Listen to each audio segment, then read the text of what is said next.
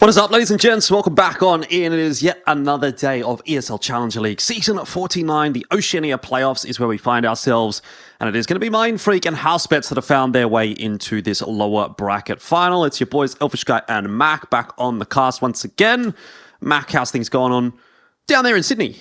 Down there in Sydney? It's all right, mate. Bloody politician-y, voting election day. I didn't get a democracy sausage because I voted early. But other than that, yeah, roads were hectic. Way too many people out on the streets. But other than that, great day to even sit inside and watch some high-quality, lower bracket Counter-Strike for some of the top 3 representatives for the region here in ECL.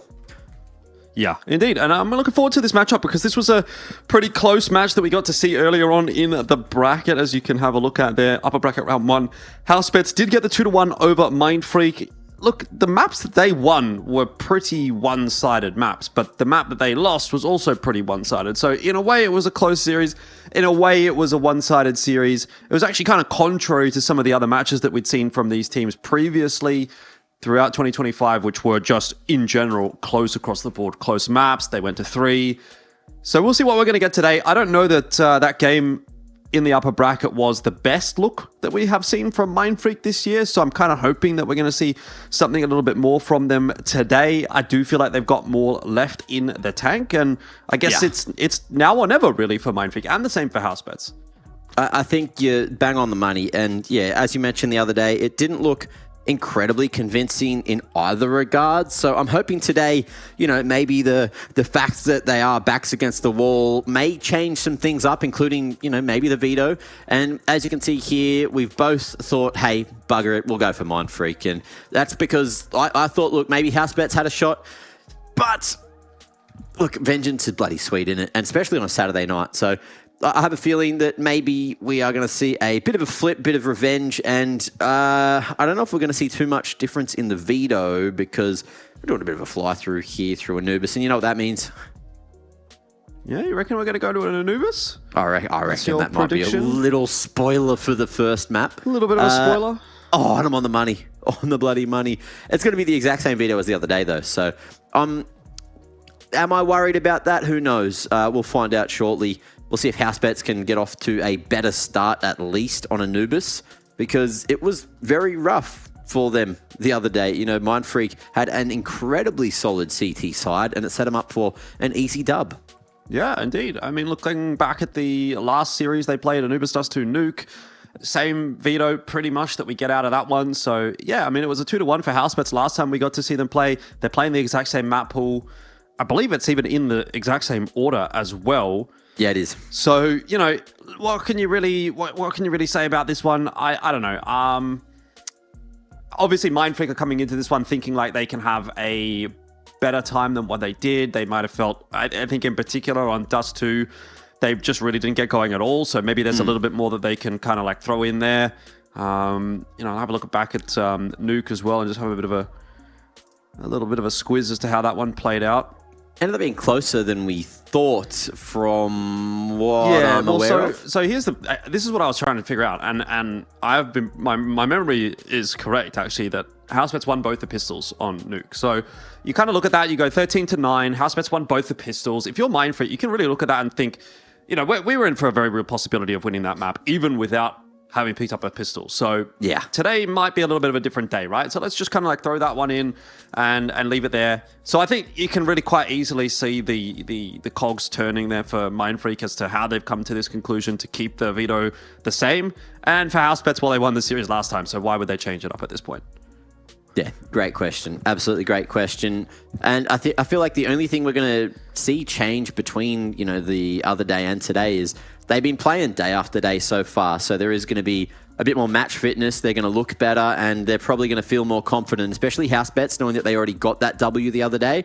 But yeah, as mentioned before, this one is for all the marbles, a shot at going to ESL Pro League Season 22 up against Rooster tomorrow.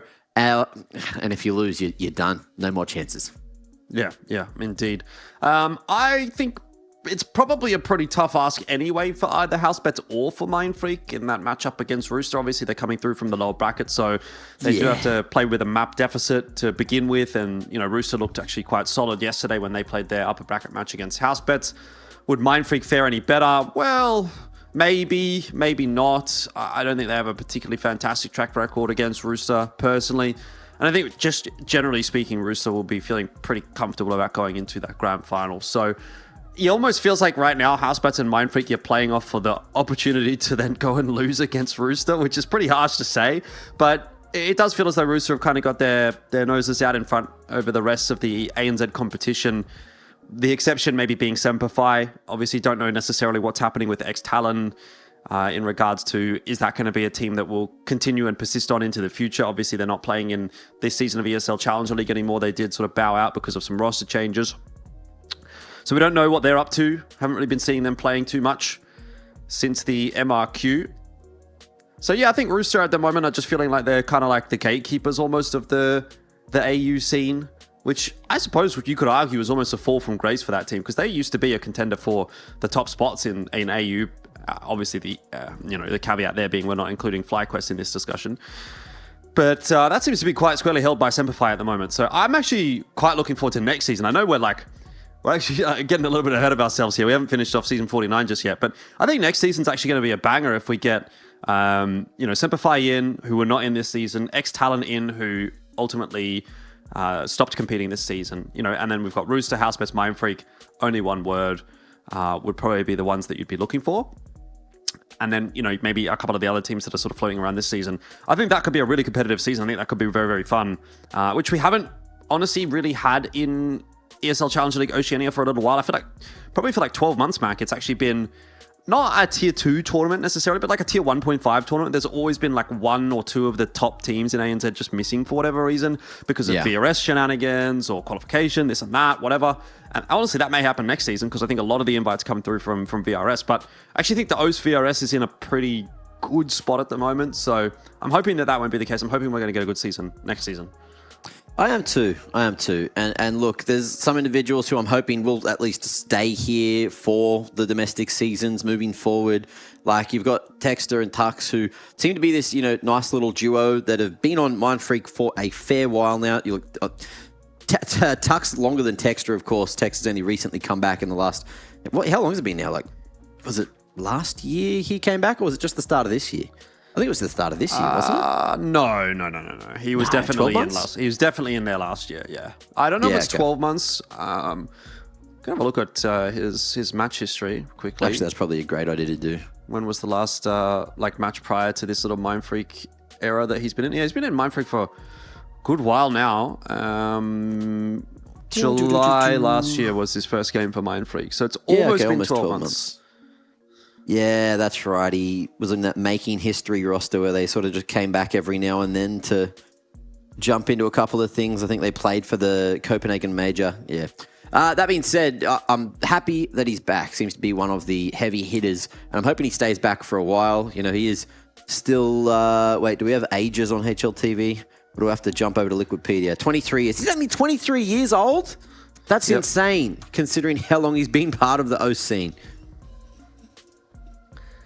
Yeah, he's I think he started playing like he was in that same position as Vexite was, where he was like 16 or 17 or something when he really first started playing back in the day. So, you look at them, you're like, oh, he's been around for like 5 years or whatever. He should be like mid-20s or something. It's like, nah, not yet. Not quite. So a couple of years ago, he was playing IEM Sydney. Yeah, so he would have been like 15 or 16 probably. Literally, yeah. He must have been 16 because I don't think you could have competed unless you were 16. I'm pretty sure that's the cutoff point. Because remember, Vexite wasn't allowed to play in ANZ Champs when he was 15. And he was like on that Chiefs roster for a long time. And then as soon as he hit 16, he like played a couple of games and then went over to Order, I'm pretty sure it was. It was really like unfortunate like that. I'm pretty sure he like low-key killed that team because they were playing, I think they were playing with Yam as like a stand-in for a long time. And it was like, oh, this doesn't really matter because they're just waiting for Vexite and then the team will be like real. And it was like for 6 months, they had him on the books. And then as soon as he kind of was of age to play, he just ended up going straight over to Order. So a little bit disappointing for them, I guess. But end of the day, here's where we end up. Speaking of which, as you can see, we're not in the game yet, so it looks like there's some issues. We'll take a short break here while that gets sorted out in the background. Hopefully, we'll be back soon with Mindfreak and Housebets.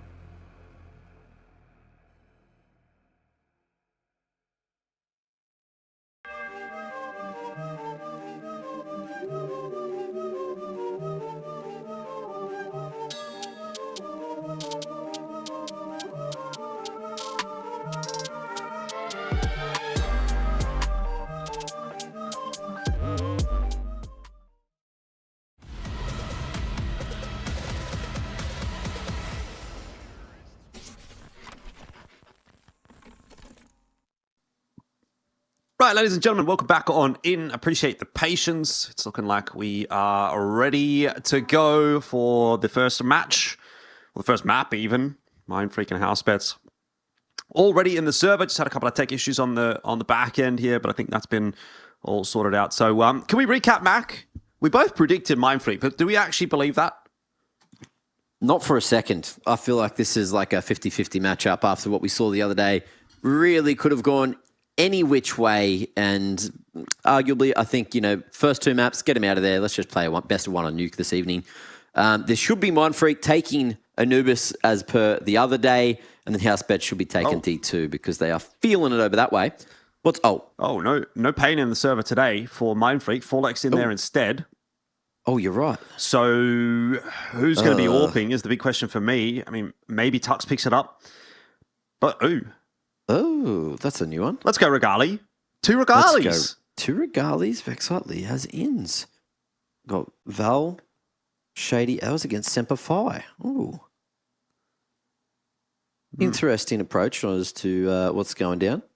That's right. But we are back in. Half the teams are dead. And there's going to be Crunchy in a 1v3. Plenty of time for Housebets to get this bomber down.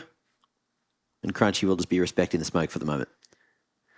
Yeah, tough ask for Crunchy here. He doesn't have a defuse kit to play with. Didn't quite catch if there was one picked up by Mindfreak, but have to imagine that there's probably not.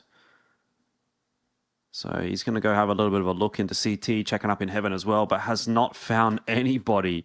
Regali's back. That's good.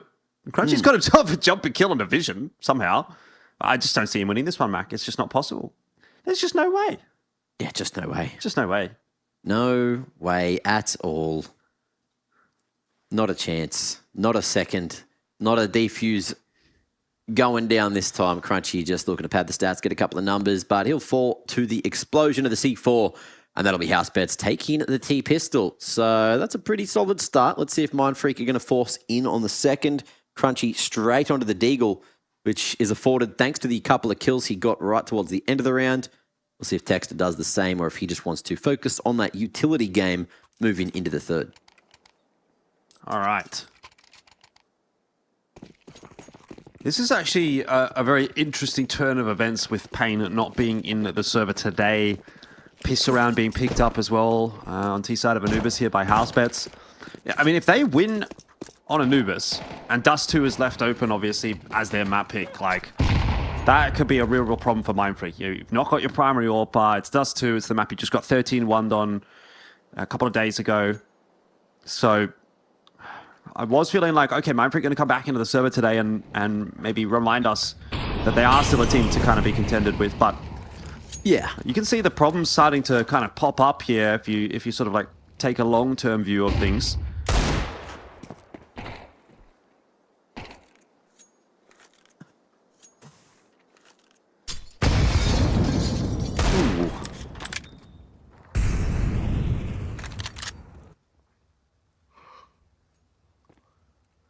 Where to from here? Mid control's looking pretty damn good for Housebets.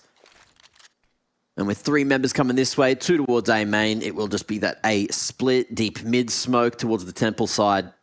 But Mindfreak ready with the heavier investment on the defense towards this A site. Flash in. Little Poppy. The pistol's going to make this one work. Okay, nice little couple of shots coming through here. Vision will be able to maybe find Tux, forces him into the open, and we're down to the 2v2. A Deagle still in play for both him and Texter, but one of which is gone. Now it's all Texter versus the world. Yeah. Good recovery from Housebets here, but Texter, Deagle could be scary, won't be in this instance. And that'll be another round one for Housebets, so should be off to the races, though. Mindfreak, they actually don't invest too much in that round, so they've done quite a lot with quite a little, and they will be able to buy into this one. So pressure's going to be right back on Housebets here in round 3 to just try and maintain the advantage that they've got. Mac 10 for PZ, though, was what he initially had in his hand. Now he's going to go for the Galil. Couple of Galils out, but not the worst thing in the world for Housebets. There's 4 sets of players with only body armor.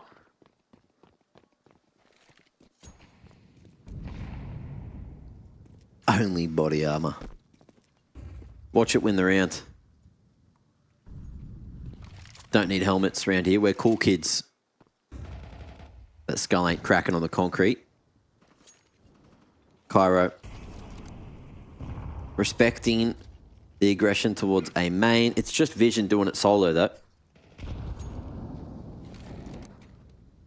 Will be a lot of that utility actually bleeding out for the A members. Looking to fight this 2v1, and it's a 1-for-1 trade overall. That may eventually favor Housebets, but look at this maneuver.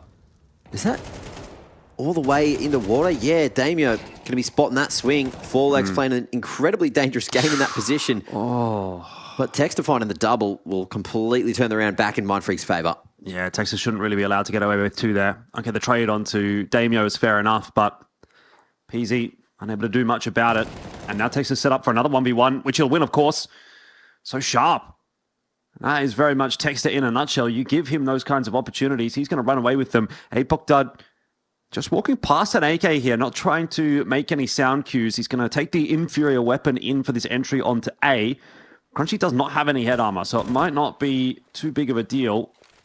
Eventually spots him out, and he's just going to try and opt to fake the plant, draw out the peak, which works nicely, continues that spray, but didn't quite land enough onto Crunchy, and so can't even end up getting the bomb plant down. That's a unfortunate round, really, for Mindfreak. For Housebets. It was looking pretty good, actually, until Texter did Texter things.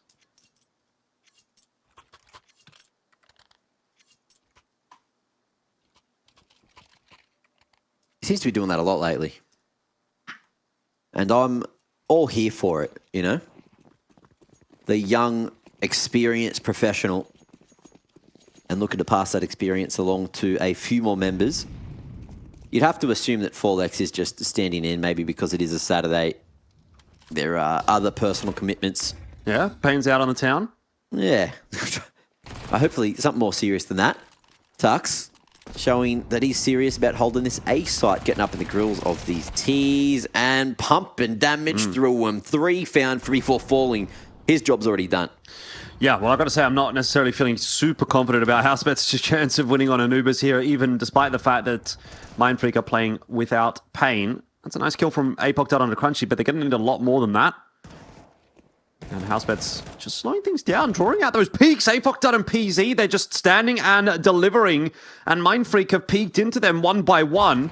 Apok Dud on a pretty insane line here, just doesn't get the shots over onto Forlex, so he's able to save the day. Oh my god. Yeah. Felt like it could have been a one round there from nothing for Housebets, but Mindfreak scraped through it.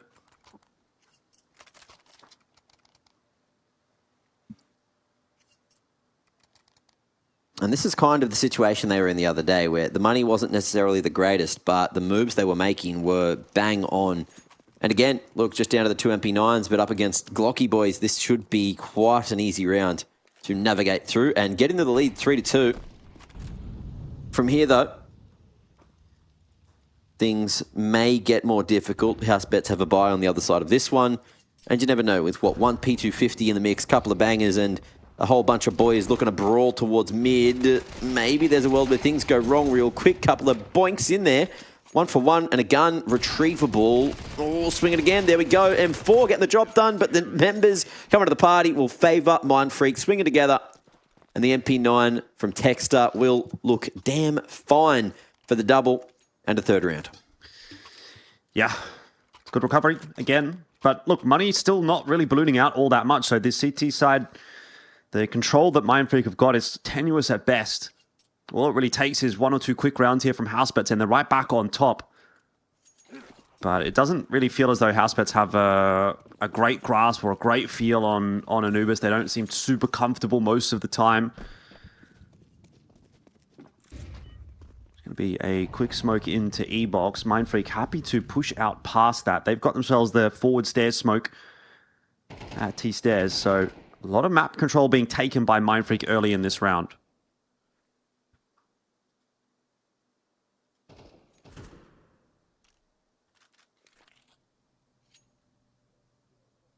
Yeah, just going for the slow default. Trying to feel out any aggression from Mindfreak. On the 3-2 split. 3 heavy towards the B side of things. playing nice and close up as well, waiting for a moment to try and pop through, but they may end up just going dry. Yeah, high-low on the swing, nice coordination. And the T's not ready at all. Drox caught napping, and that's a free pick. CT's fall back. But in the meanwhile, it is going to be a bit of an A-split starting. One player pressuring towards mid. You just want to live here and draw attention away from A main, where the other three troops are making their way out. Nice little retake on mid, and a two-man advantage should successfully retake on the A side, but we'll see how it goes. You would think so, but if Forlex drops here, then there is a chance. It's one of the high HP players down. Cairo and Tux both very, very low. Some decent damage done by Apoctad in the middle. Here comes the swing from Crunchy, which is not going to be able to dislodge PZ. He'll swing on the timing and just can't land his shots. It's just down to Damio. They know exactly where he is. And look at all of the damage that's been done to Mindfreak. Housebets, you know, with one more bullet to any of those players pretty much wins this round. But unfortunately, unable to do so. And again, Housebets just looking a little bit switched off in the aim department today, causing them some real problems. You know, like on another day, Apoctad maybe gets one in middle as they're trying to retake his position. PZ wins this duel, and it's a completely different story. That is a round that just falls apart based on individual aim duels. Yeah. Oof. Got loud in there for a moment. But we're back. Volume 0.4 initiated, and let's see if the guns can keep on kicking loud. Tux with a nice little pop lineup and a faster approach from the CTs towards B main. But with that banger, that may signal to Housebets that this aggression has come through.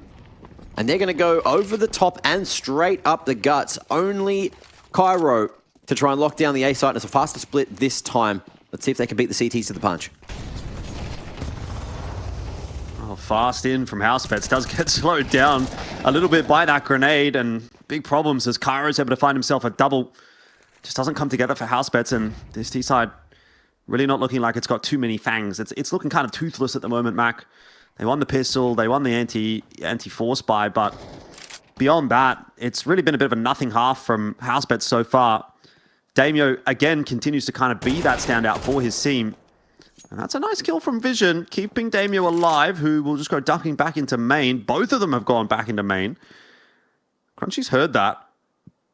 So he's thinking about pre-rotating. He might actually be able to cut them both off here. They won't be expecting him up on bridge. And Damio's down early, but Vision, oh, he'll fall as well. And, you know, again, it's just another one of these rounds that comes right down to the wire, but Housebets do not seem like they can get them over the line. Getting close, but close is not enough. And this is, yeah, just giving me dribs and drabs of the other day repeating itself. Whew.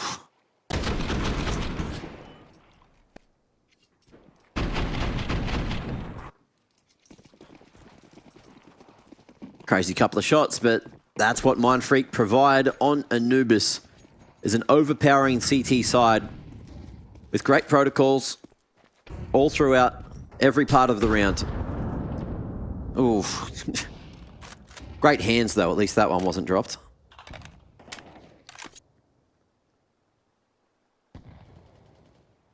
You've really, you know, this conversation about IEM 2018, however that started, with, looking at Texter, that's right. It's sent me down a rabbit hole. Yeah? I'm looking at all of the European teams that played in this European qualifier for IEM Sydney 2018, and there are some names on some teams that I wasn't even aware of that had played. That being said, bit of action towards B main. Sorry about my ADHD. And Apoctad is gonna lose that one. I don't know. Housebets really, really struggling on this T side. It's kind of like a warm-up half from them, it feels like. I needed to hit the DMs a little ahead of this game. Tell you what, someone who I always see in the DMs is Tux. I don't know how often you play DM here in Oz. Probably not that much nowadays. Nah, I haven't touched it. I feel like almost every time I'm in the DM servers or in the retake servers, not always, obviously, but the one player that I see more often than not, that's my point, is Tux. So he's a hard worker. Give him some credit there. Texter, of course, doesn't need a practice because he's just a Chad.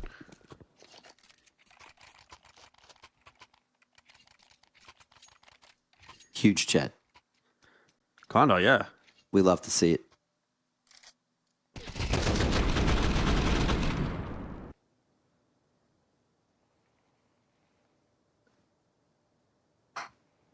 Oh. Did you know that Hunter played on a team called Valiance with a couple of Serbians and a Macedonian dude before he was on G2 with his cousin? I did not know that. I didn't either, but I do now. There you go. Where'd they place in this qual? Oh, they got grouped. Yeah, good old days when qualifiers used to exist. Yeah. This is like, do you remember Quantum Bellator Fire? I do remember that name, yep. Casted them a few times. Yep. Boomich on that one before he made his leap to, was it Navi? It was Navi. Yeah, it would have been Navi. He was on the good Navi. Gambit had some crazy names. I only went down this rabbit hole because Space Soldiers won the qualifier, but they were the team that got visa gapped. So Legacy had to play in their stead. I remember that, yeah. And it was, in theory, it should have probably been Tainted Minds just in terms of relative power of those teams, but Legacy had just beaten them in the IEM Sydney qualifier, I believe. Oh, Tux has got himself a collat with the AWP. Through over the top? Wait, where? Into Con. Into E-Box. Right. Well, is it enough to win the round?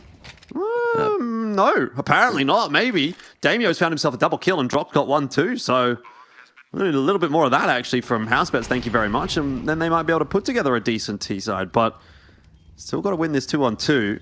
And Drox was spotted exiting default. Damio set up here at Plat. Smokes are going through. Flashes out as well from Mindfreak. They're going to start to clear their way into the site. That's a nice insend. Perfect from Tux. But Drox is back in with one more on to Cairo, and Tux is just going to sit this defuse by the looks of things. He knows there's the smoke up. Damio, the bomb's not planted for him, and he'll win the round. Nice experience from Tux, but he gets himself knifed for his troubles. Yeah, I guess you'll take that, right? Yeah. I mean, who cares about giving extra money over to Housebets at this point? Like, they're not using their money very well. They're losing every round anyway. It doesn't matter what they've got. So, may as well give him all the money in the world if it means you get another round.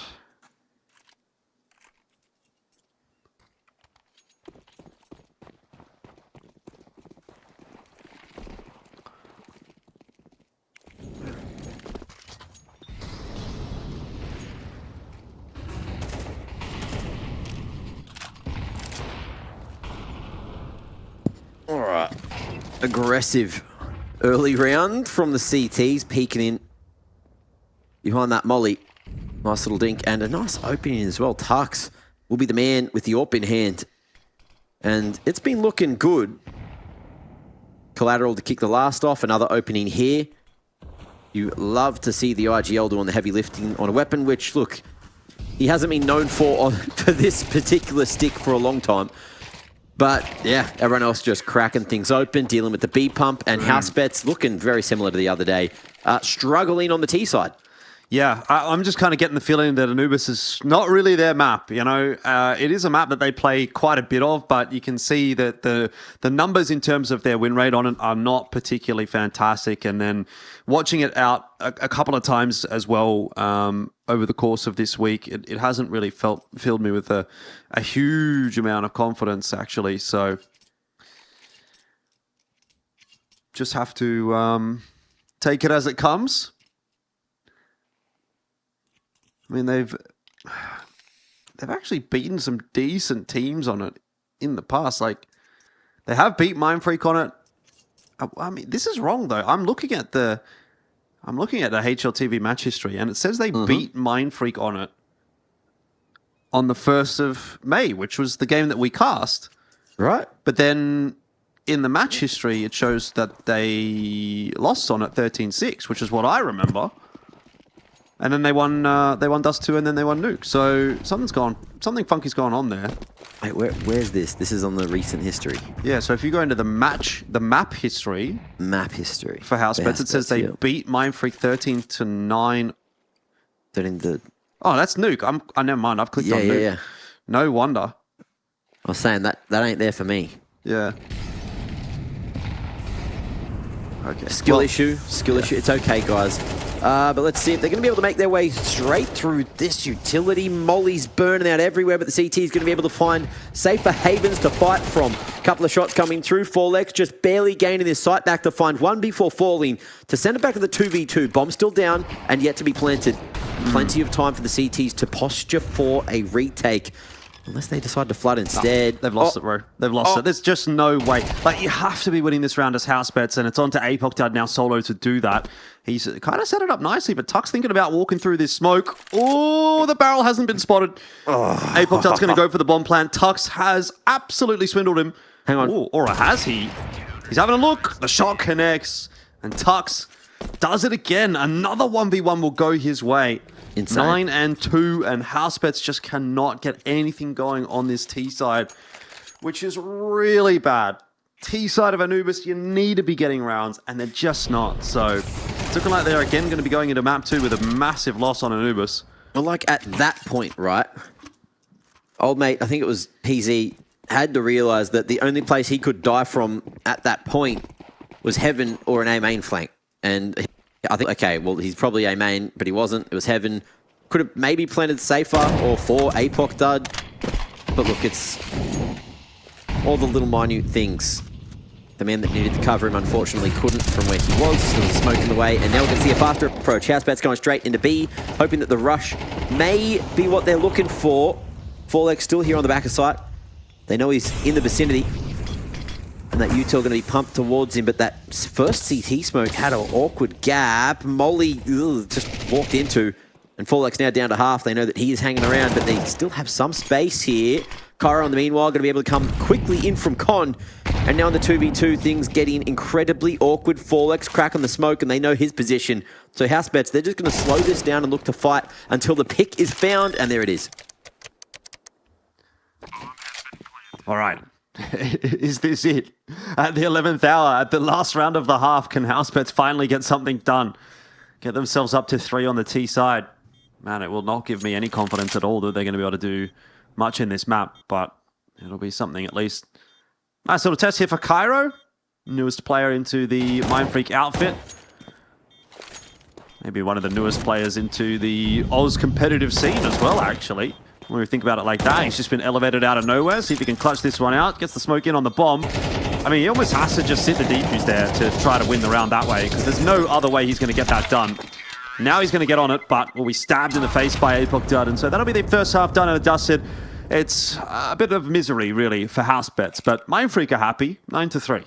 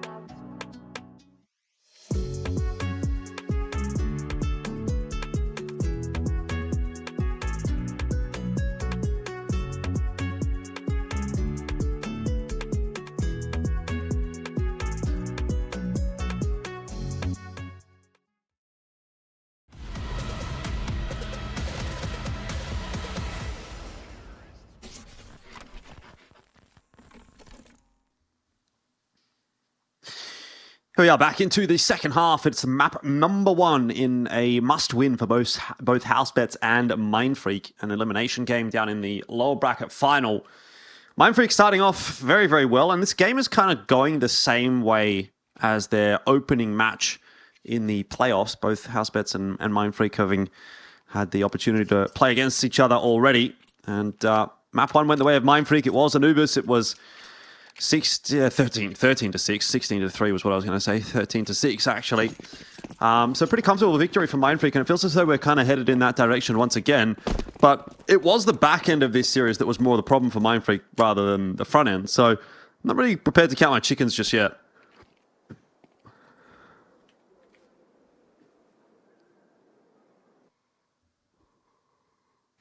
I'm loving this slow crunch towards water.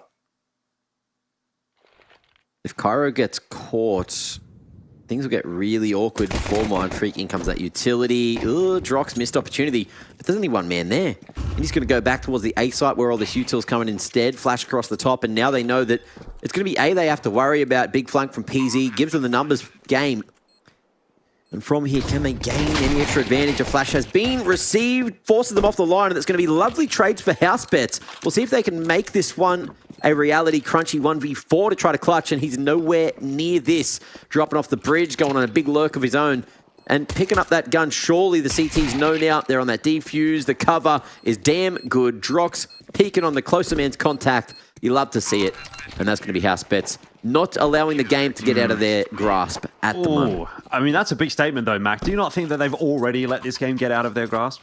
On paper, of course, but hey, look, winning the pistol gives you confidence and gives you a chance at pulling a similar half to what Mindfreak just had. Yeah. Look, I will kind of agree with you in sentiment that that is the one way that Housebets could somehow maintain some semblance of control over this map. They get the pistol in the second half. If you can get yourself off to a good start here, you know, and very quickly close that gap to sort of 7, 8, 9 with a decent CT economy, I think you can start to then make a bit of an argument for Housebets to maybe find a way to win this map. But obviously all signs are still pointing towards a Mindfreak victory, and they've elected to force buy into this round. So we'll have to see how that's going to start off. Damio getting a little bit of early information there. A bit of damage onto Crunchy as well. B-side hit from Mindfreak. They don't have a lot to work with. 1 smoke, 1 flash, 1 Molotov, 1 nade. That's all that they've got. So unless this is a perfectly placed molly and it maybe digs out that boost or forces Damio out of his position, I don't think that Mindfreak are going to be able to make this one happen. The flash coverage will certainly not be very good. E-box control maintained for Housebets for now. Cairo picking the pace up, and he gets only the 1. The site is starting to fall, and Drox will have to fall back to save the outside of E-box. Swing in. Vision going to be able to find himself that quick old double. Texter and Forlex deleted. APOC done as well. Going to be able to find one more. And not too much damage done to the CT economy, which, look, arguably when you get the round loss bonus going, when you get that plant there, sometimes you'd think about going for another force in the next as Mindfreak. You look at the money, they can get a Galil buy, they can go for the Mac 10s, but knowing that they've only got those 2 picks in this round, I don't think they're going to go all in. It might just be the upgraded pistols, the softer approach, and look to play for the future here.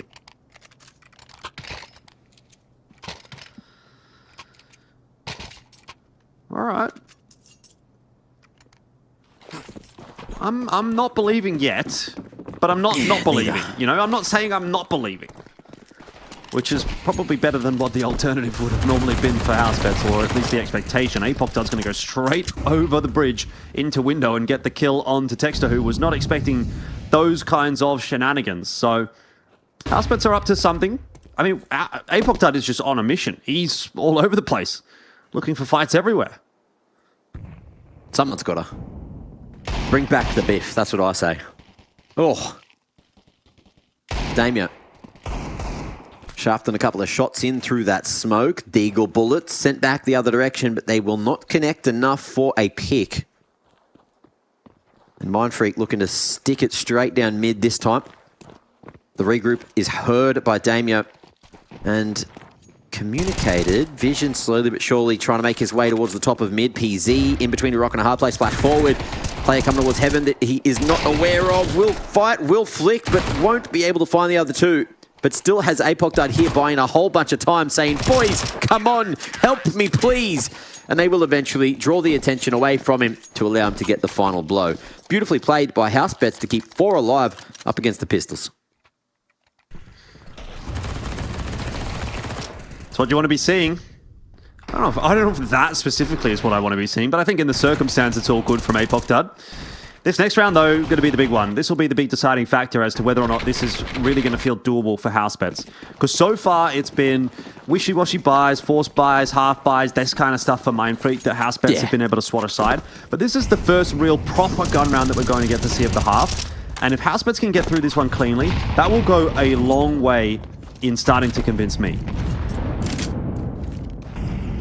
And you're a hard man to convince. I'll try to convince you of many things, and you've never just agreed with me and said, yeah, that's a good idea. I'm going to do that, Mac. Why is that? Why do you hate me? I guess I just don't trust your judgment. You asked. PZ. Unbelievable. His judgment might not have been on point there either, but Drox's not so bad at all. The timing perfect into middle, and he catches even Texter off guard, so collects himself an AK. Unfortunately, he's forgotten that there could be another player on bridge, and Crunchy will bring it back into the 3-on-2. Wrap in from behind, though, from Damio will secure himself a kill. Vision here, if he gets one more. Could turn this round back on its head. Eventually, Crunchy just standing, taking that fight. It would be backed up by Tux eventually. We'll put it into the 1-on-2 here for Damio. So even if Housebets do get through this round, it has not been by any means clean.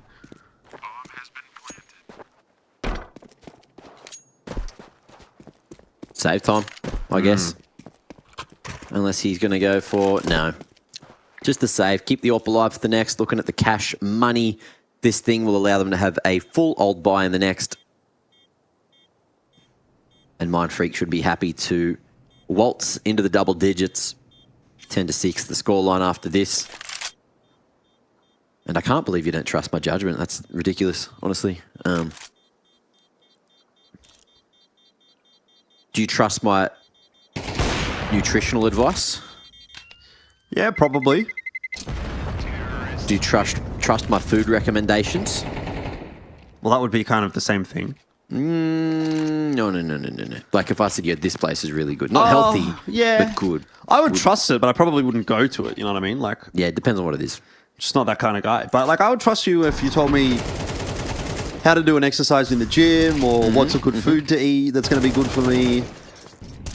Or a good way to warm up in Counter-Strike or to throw this utility. Yeah. You'd trust that? Yeah, but I wouldn't trust you as far as I could throw you. If I said, yo, we should all do handstands until you can walk the furthest on broadcast, you would say, I don't know about that. Yeah, that's probably not it. Okay. PZ started nicely in this round. Went down early last round, so that's a good one to make amends. Back to the 5-on-4 here for Mindfreak. Housebets definitely need a clean round here to, again, maintain some economic control. Yep. And Damio in a good position to get a kill here on a Tux, who should neglect to check this corner. Smoke not quite going to cover Tux for long, but Cairo has slipped his way into E-Box as well. Damio not able to get too much more damage done, but at least we'll get the information. And a molly will seal Cairo into E-Box for now. Well, utility goes alright. Doesn't filter out the back of sight fully, but the second attempt will. However, Cairo walks straight into the crosshairs of PZ, who is still here, still kicking. As Drox will fall. You've now got a man advantage for Housebets to posture for the retake, but they're going to come from three different approaches. Fast flank from Apoc Dud connects perfectly, as does Vision, denying the plant, denying the cross, and denying a chance for Mindfreak to further that lead. So Housebets, they are feeling it. They are looking much more confident than what we saw from them on the CT side the other day on Anubis. Yeah, actually, contrary to that, it's not so much that it even denies Mindfreak the opportunity to increase the lead. It actually allows Housebets here to diminish the lead somewhat. Yeah. Have to see what the buy is going to end up being from Mindfreak, but yeah, as expected, it will be just sort of a bit of pistol and armor. They have enough to buy into the next round, but this is going to close the gap to 2, or it should close the gap to 2. So it is slowly but surely pulling back in the direction of Housebets at the moment. That, though, an awkward one from Drox will have to be traded down by Damio, and it kind of leaves him with a lot to do. He's got to keep an eye on main, he's got to keep an eye on E-Box, he's got his mate there, PZ, I think it is, just to try to help him out, but that orb shop has not connected. Luckily, Damio's hitting everything. USP, M4, doesn't matter. As long as it's silenced, he is silencing heads, and Mindfreak will not be able to pick that round up, and they won't be able to do too much damage to Housebets' economy either. Damio, acing it up, just dealing with all that aggression. And arguably, what was that, 2? Was it 3 with the USP in the end? I think it was. It was two or three, 2 at least. It was 3, because he got that long one over towards main, the initial one where he ran out of bullets here, and then the final one. Love to see that. He was like, I'm going to reload. Then he's like, no, actually, I'm not. I'm just going to shoot him with this thing. Love that. Fair enough.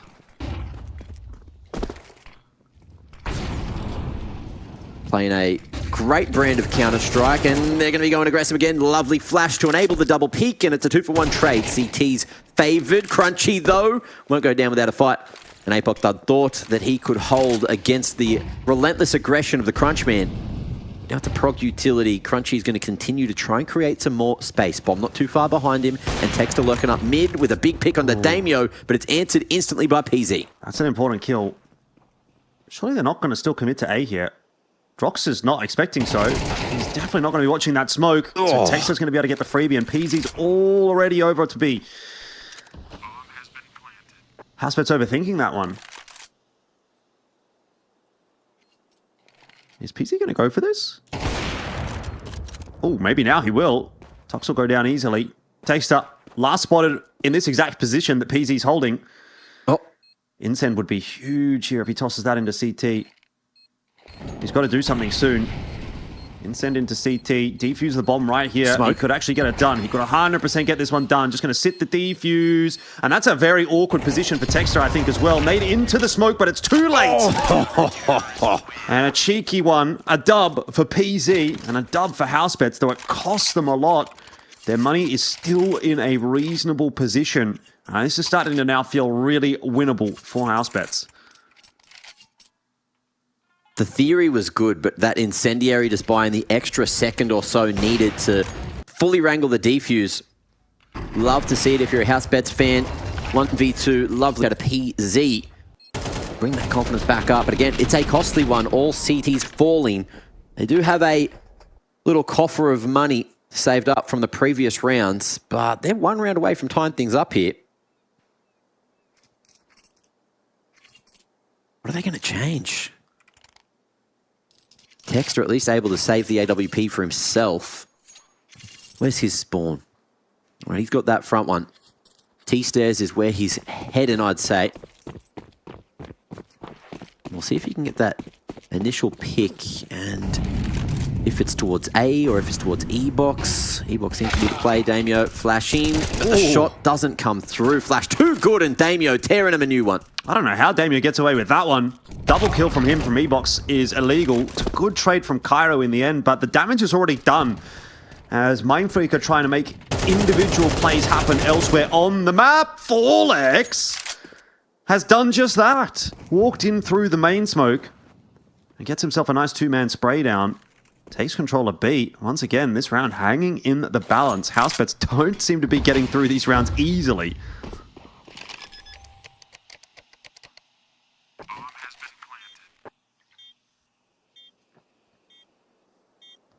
There is a smoke in E-box that will allow Vision to take some space. Doubled up in E-box. I don't know that Vision's necessarily going to be expecting Forlex to be playing in that smoke, but it will fade favorably for him. And he'll be able to get the info here, if not the kill onto Cairo. And in the end, a comfortable round again, although it didn't feel like it for a while.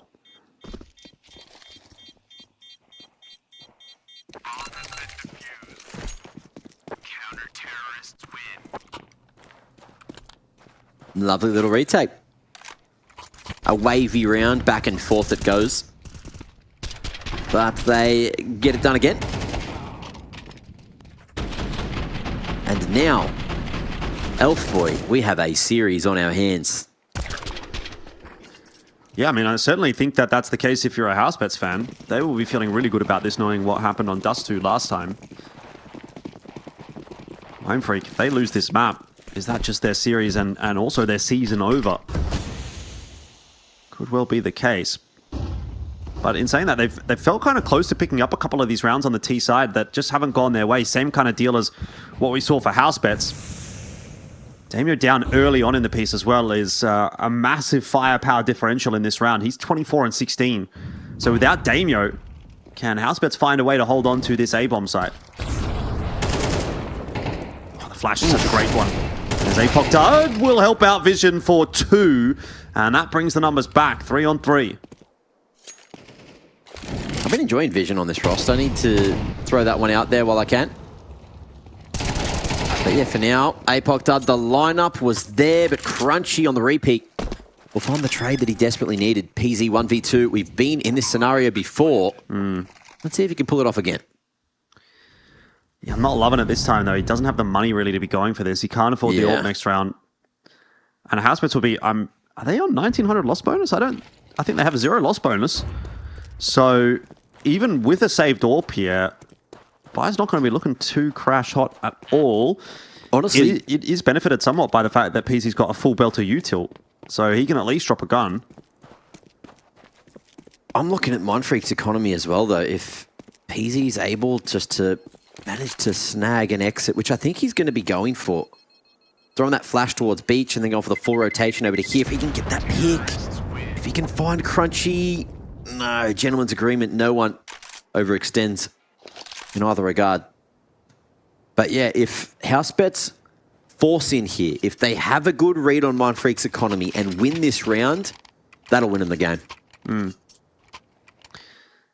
Yeah, I mean, it's definitely not as bad of a buy as what it could have been, right? You get 2 M4s out. You have the AWP save through from the last round. Plenty of util across the board. MP9s, you can find uses for them on a map like Anubis. E-Box is a great position, up close by B main at the pillar. There's a lot of sort of tight angles that those MP9s can really be useful on. Yeah. And you're right about Mindfreak's money. Extinguished at mid. Apoc Dud able to play in front of it, just peeks mid, sees nothing, and that's going to allow them to go for a sneaky cheat on the rotation. But it's all about where Apoc Dud wants to go. He's got a nade, he's got a flash, and he's bringing them towards the B site just in time. But there is still 2 lurking members from Mindfreak, so I'm not sold that it is going to be this B hit. Tuck's missing his shot. Gets out okay. Oh, and that was the bomb shown to the CTs as well, which may incentivize them to hang around here at B. Honestly, might not be a bad call for them to do so, because Mindfreak, even though it looked like they were moving away from B, have decided to come back. Now, issue for Mindfreak here is going to be that PZ's on a pretty aggressive line in A main, and he hasn't seen anything. So these B players are not going to be moving at all. Oh, good molly. Great molly. Drox, though, needs to win this duel, and does, and that'll keep those riflers a little bit healthier, though Damio will still fall to 4x. Apoc Dud will be forced out of position by that incend, and just fights across the board, going the way of Mindfreak. It was a desperate attempt from Housebets, but they may just end up losing this map. That setup was so nice. Incendiary, able to try and stop that pop out of Con, but the boost, unfortunately, just didn't find the effectiveness that they were looking for. Oh, he's going to be made on the hunt through Con now. And Mindfreak, they want to keep as many of these rifles alive, so Tux has completely left the vicinity. All the way deep in T-spawn, the other 2 hanging around, making sure that they're going to be right as rain for a 12th round secured. A couple of map points to be played for. 1 needed for Mindfreak, 2 needed for Housebets to even think about OT. And there is no money at all. Look at that. 2,400 loss bonus. And they fully invested in the previous, so this is MP9 City, maybe even just 5-7s or Deegs for a couple. Because you want that utility. You want to be able to block, or you're going to suffer a mid-round pump like they did in the previous from Mindfreak. Yeah, it's very tough from here for Housebets, especially with a buy like this one. Going to take a bit of a risk and gamble 4 players toward the B bomb site, anticipating some aggression over there from Mindfreak early. But Mindfreak are happy to set up default in this round. They know that they've got the advantage. They know that as long as they don't kind of screw this round up, they should be winning this map 13-10. Oof, 1 for 1. dry swing out towards B main. They've dropped the bomb. Don't know if that's been spotted. Maybe it was spotted for a second there by Housebets, but everyone's going to go back into their allocated positions, and so the round will continue as normal.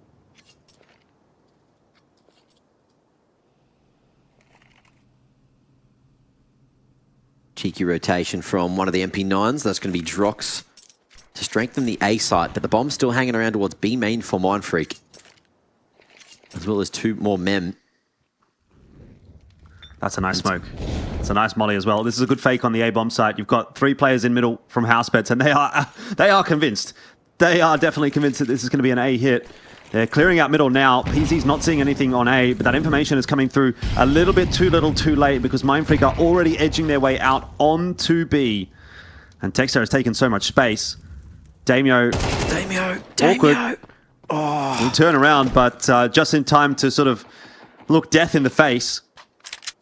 Back to 3-on-3, and there is a bit of a progression coming through from CT Spawn. How has that bomb been denied? Apoc Data has just pulled out a miracle. What?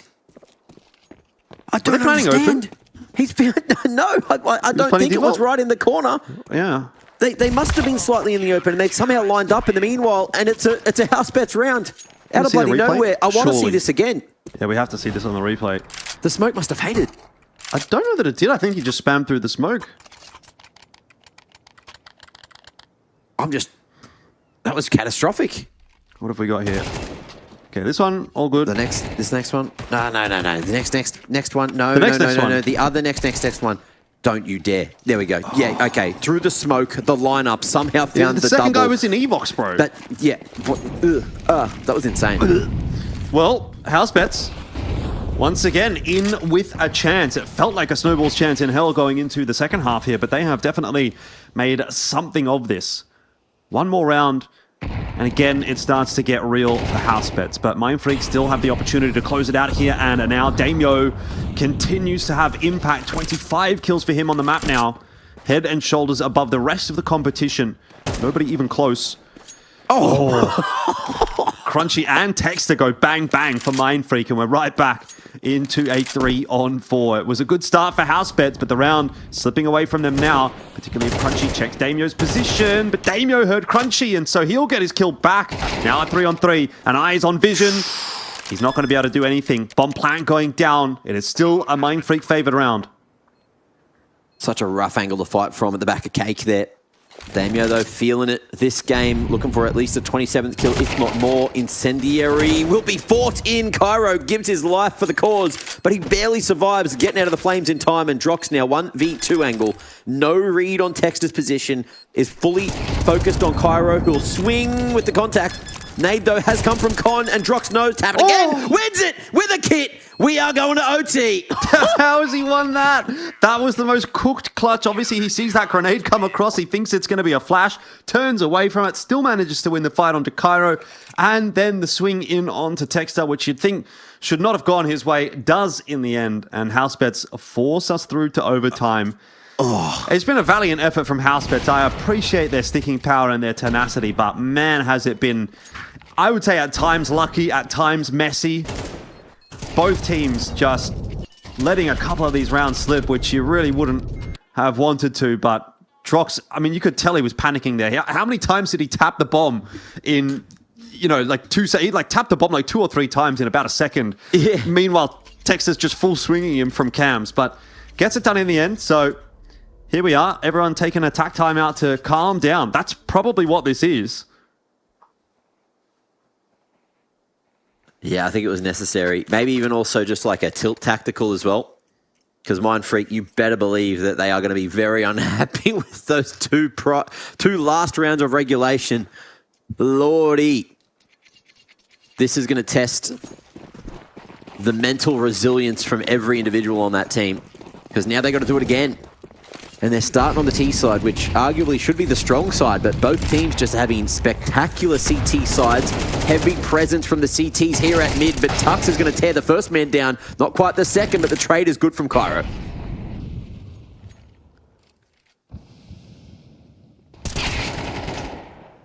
Texas ready for this Canals aggression.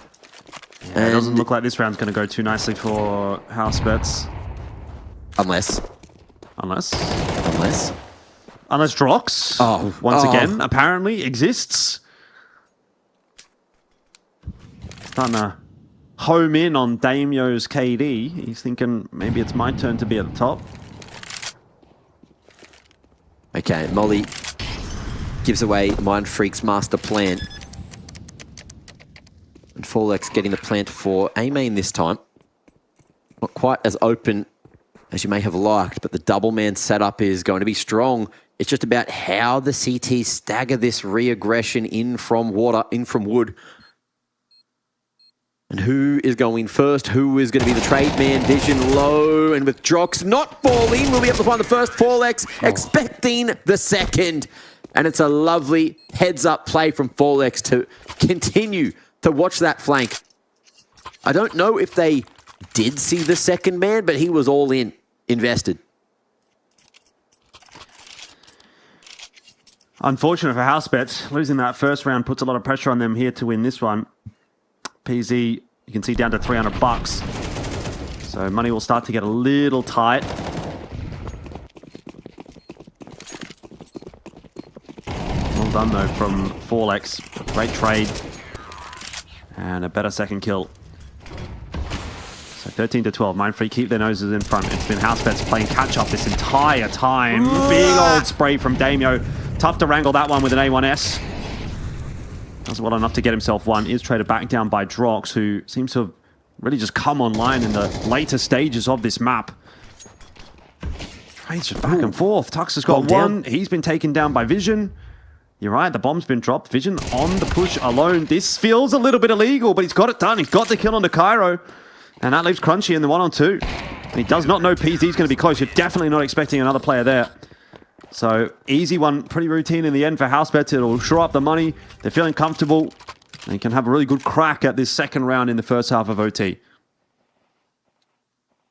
Heads up rotations after the C4 was spotted. PZ happy to leave A and edge towards middle, making sure it's more of a trade and more of a lockdown towards the package, the objective. Of course, some teams, they just kind of throw the objective to the wayside and look for kills and give things up and try and cheat some timings. But let's see where we end up now into the final round of OT number one, half one. Forlex, oh, he is spotted going to the corner, and that's rough. CT's not quite investing any utility to try to force him out. They're worried there's going to be more T's around the corner, and yes, they should be. Maybe Shadow's here, and it's a lovely clearance from the T's. Well, back to 3-on-3. So, still not the most concerning for Housebets, but I kind of just want to see Housebets like actually take the lead here and how that is going to impact the game. Because it feels like Mindfreak have kind of just been hanging on to this lead for the longest of times, but yeah, if they actually lose the lead, is that like the breaking point of this game? Is that the straw that breaks the camel's back? CT side was favorable for the teams in in regulation. Housebets might be looking for that 14th here to feel comfortable. Tux taking a lot of damage from that molly. There's a nade for PZ as well, and if that gets tossed into E-box or even onto default, doesn't actually tag them up as much as I thought that it might. Daimyo looking to clear things out. There's two more in E-box. There's no more for Housebets. That's 2-1 in the first half of OT. Mindfreak still holding the lead.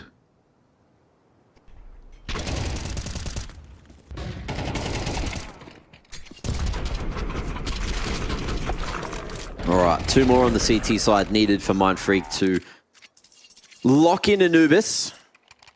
3 in a row for Housebets on the T side, which really didn't go well for them in regulation.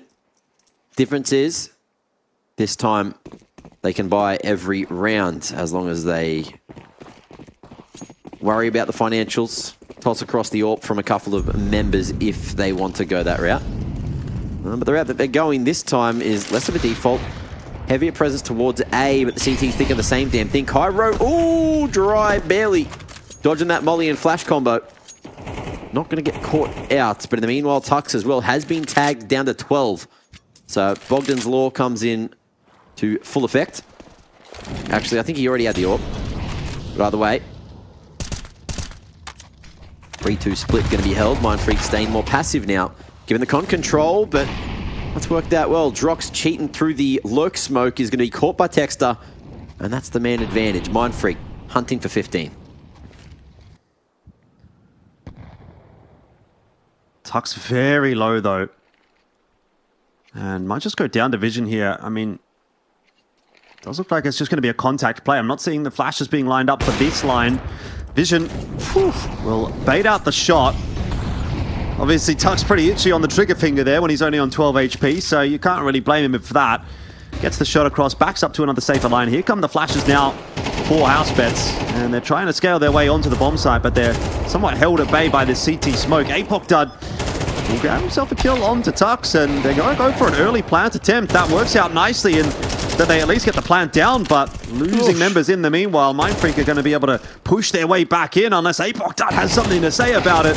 One kill already, lining up for the second. That headshot goes through, and PZ, he just needs to help Apoc Dud out here, because Apoc Dud, it seems like he's getting everything done. PZ, though, the one in the clutch, tasked with it here against Cairo, trying to bait out the shots, and I think it's going to go the way of Mindfreak once again. Cairo just dancing around that pillar, knew what he needed to do, and PZ didn't feel like he could free enough space up to get the job done. So again, is going to have to be a real uphill battle for Housebets to try to win this one. Just that missed opportunity once or even twice from PZ in the 1v1. Incredible shots out of Apoc Dud, but again, that HE just forcing him to swing wide. And seconds in it in the end. Cairo getting the AWP back in hand, and Mindfreak just need one more. Housebets, where they going? Bomb. Just chilling towards the top of mid. No mid pressure from Housebets this time. You know, we did see a lot of that during regulation. They'd try to go for that boost over the smoke, get eyes on, and try and sneak Apoc Dud over towards doors. But this time it's going to be Tux being sneaky, aggressive through the smokes of their own. And that'll be an opening again. Damio denied a chance at 30 kills unless everyone else can lift and find a 14th for Housebets. It's very possible that two-player setup on B at the moment is looking a little bit of a weaker hold. But there's no presence from Housebets really toward B outside of Drox, just keeping an eye on the push for main. Do you get the sense, though, that B is where they're going to end up? And in the meanwhile, you know, the window is kind of closing here. Mindfreak, they only had 2 players on B. They didn't really have too much going on in terms of a rotation over in that direction. 1 player just watching mid and 2 on A. But now they've cleared out middle. They're rotating an extra player over toward B. And when this ultimately ends up being a B hit, this looks like a very bad time for Housebets, because look, there's counter util coming out for Mindfreak. There's a fast flank as well, which has actually been watched by PZ. That's a crucial kill. Housebets are still in with a chance, but they've got to get past 3 players now. As Tux is even still a little bit involved from that line down toward E-box, but plan in. Housebets have done a good job. They've played it slow, they've played it steady, and they've gotten the plant. They've gotten out of the site as well for a post-plant quite safely, and it's somehow ended up in a 4-on-2. Creep in. They heard many numbers heading in towards E-box. Vision going to be trying to take point, and again, Apoc Dud tucked in the corner is good for the trade, and 14 will be secured.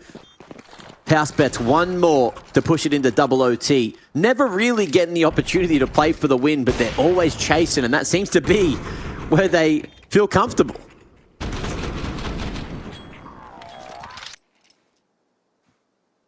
As hard as that is to believe. 1 round away from OT number 2.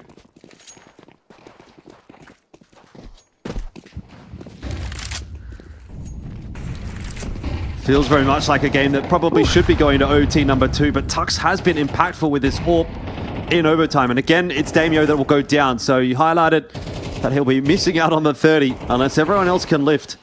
And once again, that is going to have to be the case, as he's taken out of this round early on in the piece.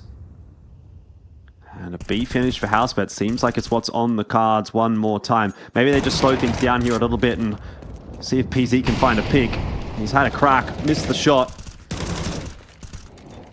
It's all pulling away from Housebets slowly but surely. Drops down to 13 HP. Here comes the swing. Nice entry from Vision. Can't go any further. The Molotov licking at his feet. There's another one that's going to come through and slow things down again. But time not a huge factor, and PZ on the tight line is going to be able to pick up Texter. There's a fast flank coming through from Cairo, but he is smoked off in Canal, so he won't have too much of an impact. It's Crunchy that needs to hold the site, and he's unable to do so. PZ watching. And 15-15 will be the scoreline as we go OT2. Whew. They're going to need it to try to differentiate who needs this more, who wants this more, and who even deserves it at this point. It's just some solid shots like Damio, who has been carrying heavy, finally able to rely on Housebets 2 times, bringing it back in the 4v5 to push us into double OT. Like, that is resilience at its finest. Mindfreak will get another shot to do it on the CT side, and we've got a quick old technical, tactical. Who knows what kind of pause we've got here, but it's a fun one nonetheless. I think everyone needed a breather for that.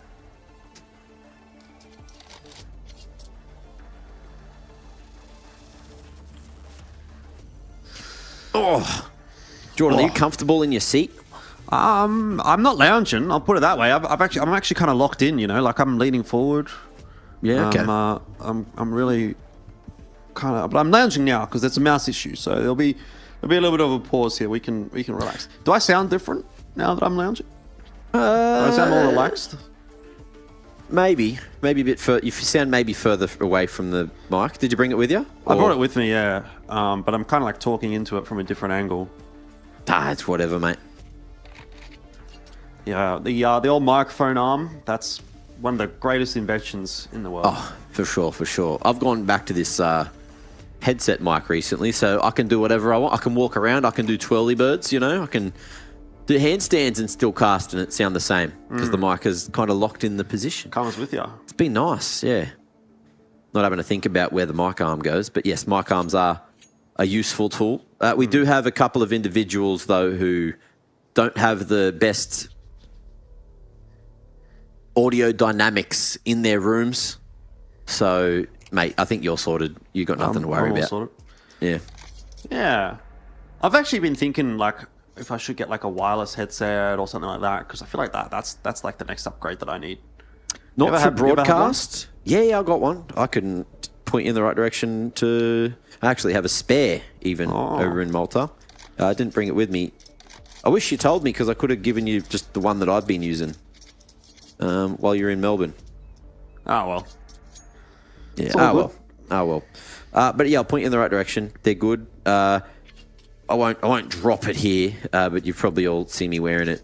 And yeah, I highly recommend said headset. It's got good range, got good audio quality, and most wireless headsets have the main problem of the microphone being very low quality, like radio-esque. Yeah, but I won't use that anyway. Yeah. Well, yeah, true. That's true. And the one I'll recommend, you can take the mic out so it's not just hanging around. I like that. I'm a big fan of that. Can't do that on my current headset. I've just got a little silly microphone poking out my head. Run you through full test once I get back to Malta, just for you, all right? Personalised experience on both the headsets, so you can think about what you like better. But that being said, no more technical issues. The mice, the mouses, the meese even, seem to be charged, seem to be working again, and we are live with OT number 2. Again, I will reiterate that I'm kind of just waiting for that moment where Housebets actually takes the lead. Will it be here, or will they continue to fight from behind? Well, Vision seems determined to give them an advantage to start off this half. He has given them an advantage in this round. 5-on-4 will ensue, and they are going to walk their way through the smoke. The flashes don't quite connect onto Tux, and the spacing not there for the trade. So, we're right back into the 4-on-4. Batamio taking space for Housebets.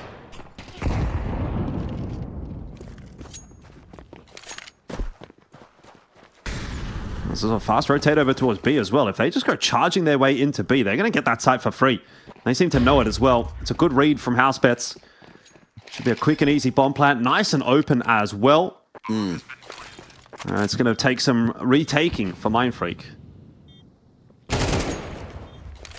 Smoke on the choke. Drox missed opportunity, but the info is there. However, he's not aware of Texter's position, but he'll find that in just a moment. Won't be able to relay it to PZ in time. And Drox is now stuck between a rock and a hard place, right in the corner, but he won't be able to fight out of it. And Tux as well, finding everything that he needs to.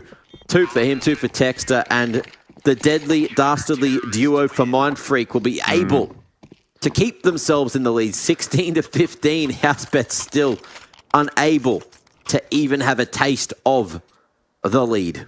Yeah, it's just like dominoes falling, isn't it, for Housebets? As soon as you see Drox get pushed out of E-Box there and then that swing comes through, Drox survives, but PZ then dies. Then Drox almost dies. He gets saved by Apoc Dud, who ultimately then ends up dying quickly in response as well. And Drox is just still kind of stuck in that corner. So that round almost sort of hinges on whether or not Drox just sits in E-Box with his gun out and maybe gets one or at least like delays a little bit more. Ultimately, he didn't. He backed up, got caught with a nade in hand a couple of times, and that was all she wrote, and it might well be all she wrote for this round as well for Mindfreak, as they're able to get that opening kill. Housebets again, down 4 on 5. We've seen a number of player advantages go the way of Mindfreak in this OT that haven't necessarily been converted, but at least so far things are looking pretty good in OT2.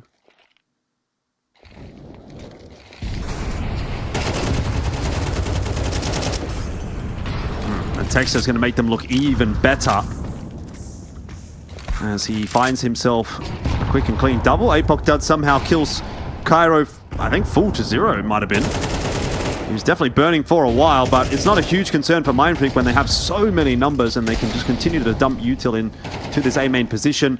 Apoc Dud dropping. PZ would have to pull off a little bit of a miracle, and they, to be fair, we're kind of giving him a chance there. A couple of 1v1s given over, but the shot won, the duel won by Tux. 17 and 5, and Mindfreak draw a couple of rounds ahead again.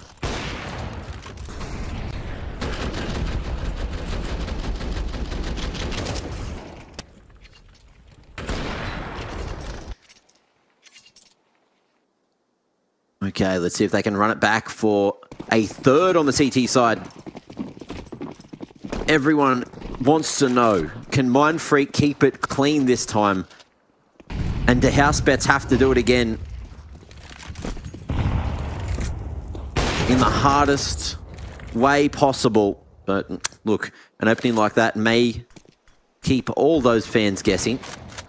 Because Mindfreak, to get a third in the row, I'm going to find it ever so more difficult. Another 1-for-1, PZ falling, but instantly traded.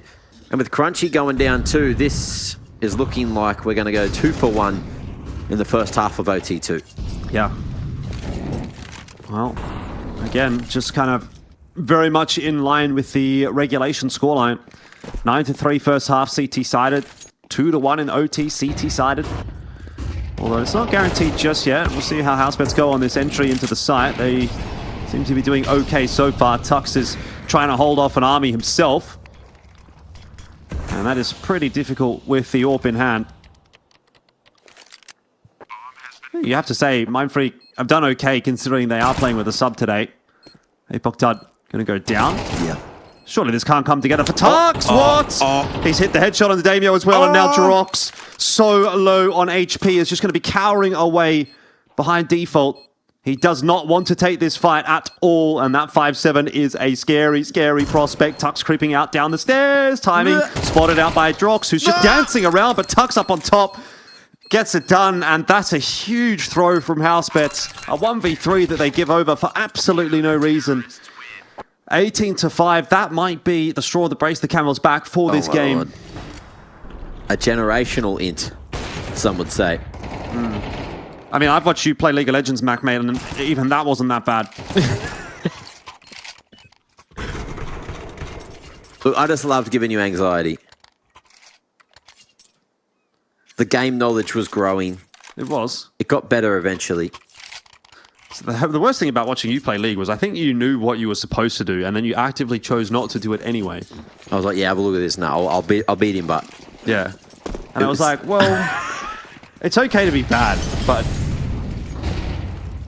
to know you're bad and then just decide to run it down anyway makes it even worse. I loved testing limits. It was the best way to get better, you know? Unfortunately, it cost us a lot of games together. That being said, let's see if Mindfreak can close things out quickly in a 19-15 fashion. Drock's already tagged into 32, and Apoc Dud about to find a few annoyed, aggressive individuals knocking on his door. They want to get this done.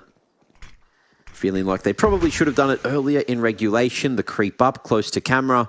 And that incendiary is going to do nothing. These T's will go straight through it. Flash will actually bait the molly out. Damien is still on 29, by the way. He was on 29 with 2 rounds left to go in the first half of OT. So he has been an absolute non-factor in these later OT rounds. Apoc Dud hoping to be a factor, but Tux, I was going to say, on the other hand, has really picked the pace up. He's gone from negative, I think he was about 20 and 22, to now 31 and 23. Well, 24 now puts Texter into the 1v3. That's not going to happen. You can see there's sort of a shift, though, in who's showing up in these high-pressure moments. And Housebets, well, they've won 1 out of 3, but they've still got 2 more to go. We go again. Housebets. Looking for OT3. They're not looking to win. They're just trying to get that scrim time in, you know? People complain about the lack of practice here in Oceania, especially against teams that obviously, you know, have to play against each other a lot in officials. So why not get the prac in now, huh? Let's just go all the way to 24-24. Run it back not once but twice on Anubis. And then maybe we'll crown a champion for just map 1. Dust 2 after that, which, if you remember back to the other day as well, went very comfortably towards Housebets. So we'll see if that narrative is going to change as well.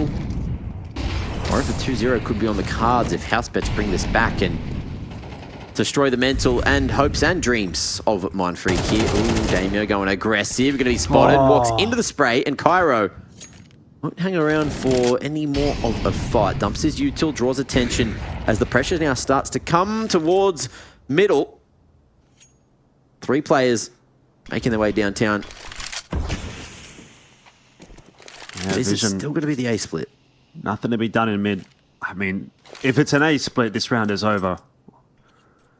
Smoke in for cams, but they saw that that got tossed from the B side of the map. So recognizing that maybe the A side is a little weak here. You know, worst case scenario, you're probably expecting 1 player. In fact, there's none. There's not a single one. And so Tux has been able to take a lot of spacing towards CT spawn. Clear that one now, but he'll lose his live vision. Gives Housebets a chance back into this round. You're exactly right, Mac. Back to 4-on-4 now, and they have the space to make the rotate. Coming in at heaven, jumps up those. Texter going to be able to find the lineup and maybe even more value for money. Cairo stopping Apoc Dud at the pass, and PZ no chance in the 1v4. They get it done eventually. They get it done the hard way in double OT, but Mindfreak will bring us back to a similar result to the other day. Anubis has been secured. Yeah, well, a similar result in that Mindfreak are the ones that win it, but not in the fashion in which it played out. It was much cleaner for Mindfreak the other day, so definitely raised some alarm bells for their ability to go any deeper in this series, knowing that the next couple of maps were won by Housebets in their last matchup. But, you know, Housebets, got to give them some credit, bit of a better effort here. And I thought for a little while they were actually going to win the map. There was a couple of rounds that probably should have gone their way that didn't. I mean, that 1v3 from Tux is a big talking point, I dare say, because that would have given at least another round to play with for Housebets here in OT number 2. But either way, I think you have to give some credit to Mindfreak in particular, because they are playing with a sub tonight. Forlex didn't have a bad performance, but he certainly didn't have a fantastic performance. You can see 18 and 20 here from 19 and 20 for him. He did fine. He was kind of middle of the pack, middle of the road, which is what you kind of want from your subs, but for a player like Forlex, I'm sure he would have hoped to have actually even done a little bit more. The 2 standouts here actually for Mindfreak in the end. Texter, not really much of a surprise there at all. And then Tux, have a look at his scoreboard there, 23 and 23. And then very quickly, we're up to 27, 28. This will be 29 and 3. And then he goes above, 30 kills. He's 31 and 24. So he's really accelerated in the late stages of that map with the AWP. And that is one thing that I think you can look to and say, okay, there is not a light in the darkness, because it's not necessarily dark for Mindfreak right now. They did win map 1, but there is a positive point to say going into Dust 2, if your AWPer is coming online at the back end of Anubis, Tux moving into Dust 2 is now the stand-in AWPer, given the Pain is not here. What kind of an impact can he have on this map too? And could that be the difference maker for Mindfreak tonight? Could they find themselves a dub over Housebets? Maybe. I think that there's every world where they can bring this one back. And look, if that map's anything to go off, it either means Housebets are coming in with the larger amount of confidence, maybe Folex standing in, made things go a little bit wonky for Mindfreak there on Anubis. That's something that we aren't really taking into account. You know, Folex, of course, he's a great individual, but he's also played with, you know, a fair amount of these Housebets members, so might have had to allow things to be a bit more loosey-goosey on Anubis. But Dust 2, you know, there's things that are very tried and true on that map, and I'm sure that Mindfreak will have a lot of footage to go off after that loss the other day. So we'll see if things change. We'll see if it is just going to be substitutes, and we'll see all of that and more, including Dust 2 after the break.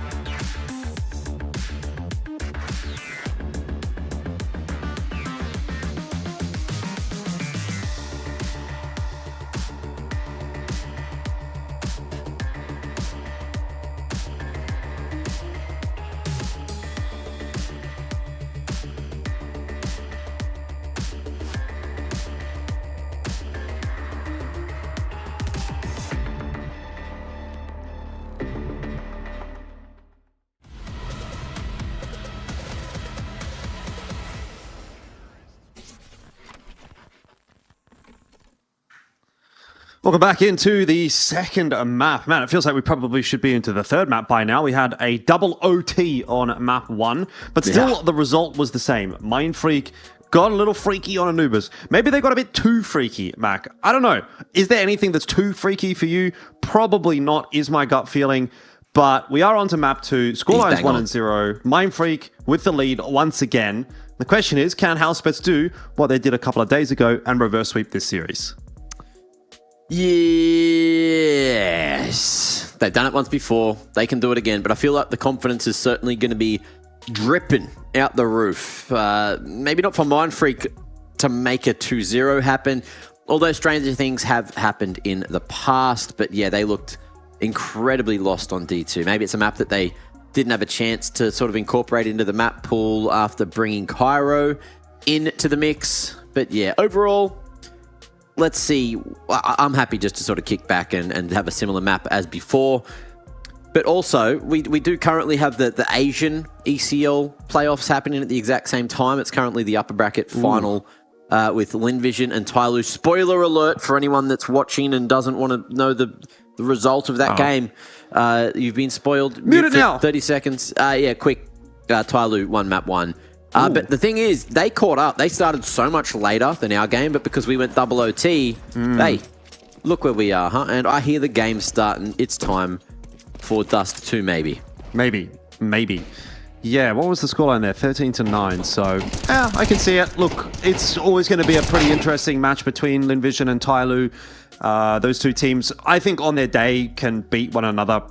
Like, you know, one day it can be Linvision, the next day it can be Tyloo. Like, literally one day to the next. I don't really have that level of consistency through from the Chinese scene at the moment that makes me feel like one team is significantly on top. I think as a general rule, I would argue that Tyloo probably peaks a little bit higher than Linvision, but it's super hard to say. And something that I think is going to be a pretty interesting one to kind of keep an eye on throughout the sort of the second half of 2025. But, of course, we're here to focus in on Mindfreak and Housebets. And my gut feeling for this series is I don't think it's going to be quite so easy for Housebets to close this one out as what they had in their last matchup. Again, just to reiterate, Dust 2 last time was 13-1 for Housebets. That surely cannot be repeated here. That it can't surely be not that easy. Mindfreak have played 3 times in a row on Dust 2 against Housebets. They lost 13-5, then 13-4, then 13-1. So if anything, it's getting worse, which is probably not how it should be going. Where we saw Mindfreak like successfully win that retake, but they didn't have a kit, so they couldn't defuse. We've watched a lot of Counter-Strike. That was a CS. That was an Asia CS game. Right. Okay. That was an Asia game. We've watched a lot of Dust 2 over the last couple of days. I'm just blending them all together. Yeah. Happens, guys. Sorry about that. You know, old man brain. But yeah, when you've watched a million maps of Counter-Strike in your time, sometimes it all blends together. But I do remember some successful retakes, and I also remember Texter playing relatively well, even though, the round scores weren't great. So, yeah, we'll see if they're going to abuse that B side again. I do remember them sort of pumping towards B, where one of the weaker players was kind of invested, and we'll see if that trend continues. And we'll also see where Forlex is playing once we get into the game. Yeah, it'd be interesting to see. Obviously, you'd assume that Pain would be kind of all over the map here. So it might just end up being Forlex to kind of take Tux's positions and then Tux to take the role of Pain and be kind of floating around with the AWP. Because you obviously want your AWPer to be mobile. You don't want him to necessarily be set up in one particular position. So I imagine that's probably what it's going to end up looking like. I think Forlex is one of those kinds of guys that is actually probably the ultimate sub. You know, we see him as a sub for a lot of teams. He's quite a dynamic player. I think he's going to be familiar in a lot of positions. He's going to be comfortable doing a lot of different roles. As long as he's got a rifle in hand, I think he'll be fine. But it might not even end up being too much of a factor here on the T side. You get to just sort of play a little bit more of a spawn-dependent setup. And Mindfreak happy with their spawns for long, so they're going to be heading out there. One flash over the top. It's not going to blind Vision. He was turned away, and he'll peek for a nice double. That's really nice from Vision. A triple kill with the USP to start off this map. He will eventually go for a little bit too much and get banged out by Forlex, but that's exactly the start that Housebets are looking for after winning, or rather losing map 1 and seeing Mindfreak struggle a little bit on Dust 2 previously. Easy clean up in the pistol for Housebets there, and hey, it seems like maybe we will be following that same script. Maybe indeed, but Jordan, I'm just disappointed you didn't rap to the fat beats we got going on. You should have just been, pumping it with the BGM, with the tunes. I don't even want to cast him. I just want to kind of like have the most chilled, laid-back game of Dust 2 we've ever bloody seen. This lovely house.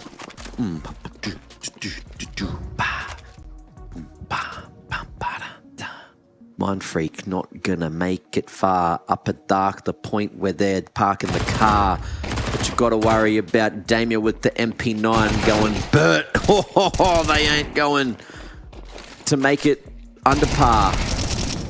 What are you even saying? I don't know, bro. I was not ready for that. The words that are coming out of your mouth do not make sense sometimes. It was a golf reference, all right? I understand golf. Have you played golf before? I know what under par is, bro. Yep. Just doesn't make sense. Your turn. All right, new round. New round, new me. Elfish guy's chance to... Elfish guy on the mic! Lay down the fire. Here we go into round number 3. It's going to be full of pee. Depending on how this game plays out, maybe we're going to be having a good shout. I don't know, man. Yeah. I've kind of run out of vibes because there's just nothing happening in the round. I feel like we need to see something and then we can get rolling. It's just going to be a bit of mid-control taken here by Mindfreak.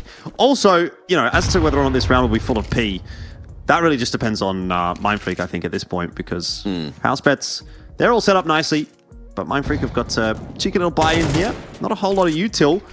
That's a great start from Crunchy. Very good with that first pull of accuracy, and now he's going to try and make his way in towards that B-bomb site. And is this going to be a site to behold? Well, maybe not if you're Forlex. Damio couldn't see anything either, apparently, but Forlex the one to drop. We're back down to 4. Damio blind as a bat. It's all a bit awkward, all over the board. Was that even a CT flash? It might have been. It was, yeah, just to confirm that one for you.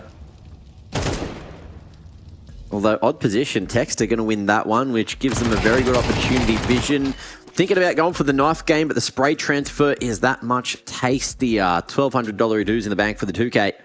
And it's Crunchy in the 1v2 with no bomb in his grasp. 2 CTs around the corner.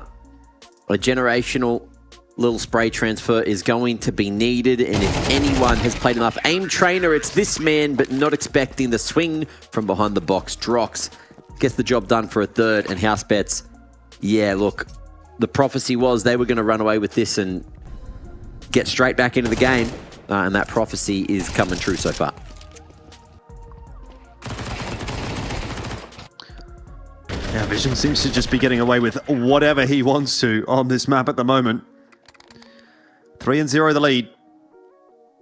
So Mindfreak are going to have to pull up their socks on Dust 2. Why are they no good on this map? It doesn't really make sense to me. This looks like a team that shouldn't have troubles on a map like this one. Typically, especially with Pain in the outfit, you've got a pretty solid AWPer. You've got a lot of experience there on a player like Tux, who, he's been around forever. Back when Dust 2 was in the map pool originally, and Texter as well. But for whatever reason, this map just does not seem to click for this team, especially in these matches against Housebets. Gonna get a pause. Maybe someone forgot to vote. Oh, yeah, of course. Got to get on that real quick. Every vote counts, so they say. Apparently.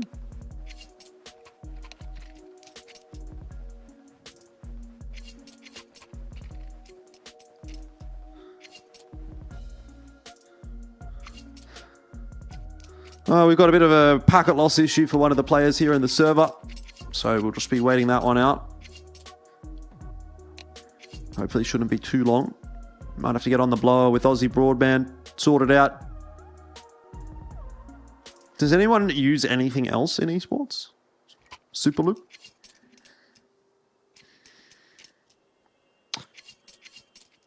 I don't know. That's a great question. The vibes have left us.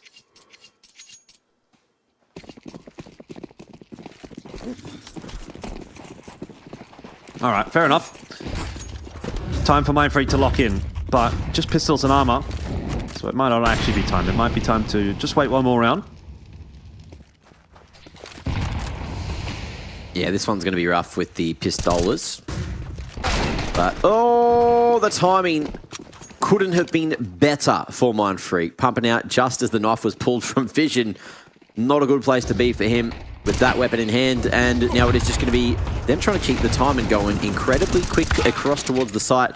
Bullets getting sprayed left, right, and bloody center all the way through that smoke. But it's another 1-for-1 found. And the bomb will go down safe on A. And Housebets deciding how they want to play this on the retake. Look at this top mid flank from Texter on 7 points of health. If he gets another free kill from short, oh, the CT is going to be kicking themselves. And he might just find that. Yeah, takes that. Perfect timing up on the short. One headshot straight onto Drox. Took a little bit longer to get the kill over the line against PZ, but that is the round that Mindfreak are looking for. Crazy. Very cheeky. And a round too soon as far as Housebets are concerned, because that is going to put them into some very dangerous economic territory. Someone's been talking about tariffs, this and that. The economy has crashed for Housebets. Oh. And all bets are off, actually, at this point, because they are going to have to be tightening the bank account a little bit. We don't have any, extra spending. We don't have any discretionary fund that we can be throwing around here. We're just going to have to take a save. USPs only. Housebets will be allowing Mindfreak back into this map a little bit earlier than they might have anticipated.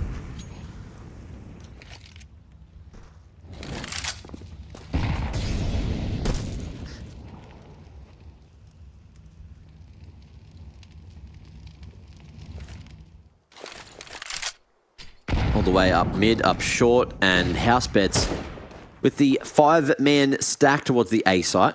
Noise made on short. Damio deciding he doesn't want to hang around solo, so we'll see them swing out and look to lock in Forlex, who is going to be stuck at blue. And the CTs realize, we can swing on this. We can play for a gun, which will be found eventually. Cost him 3 lives. And Drox, mate, I'd just be looking to save if I were you. Shooting way too quick for the USP there. Bit of damage onto the T's, but Drox, mate, looking to get out of dodge already. Pints it in, Crunchy, suffocating him right when it was needed. And that is going to be 2 on the board. So Mindfreak doing better than the other day now. Doing better than the other day. That's a start. They've doubled their rounds. They're going to have to be doing a lot better. But you know what? I actually think Forlex is not a bad player to have on a map like Dust 2. He's a pretty explosive individual. He could definitely win you 1 or 2 rounds on his own. So already off to a good start himself. 5-5. Was kind of theorizing as to what Tux's form was going to be looking like coming into this map, because he was doing very well on the backside of Anubis. But yeah, 0-4 to start. So that's not ideal, but I think we're probably looking more for his impact in the second half here when they get onto the CT side rather than on this T side.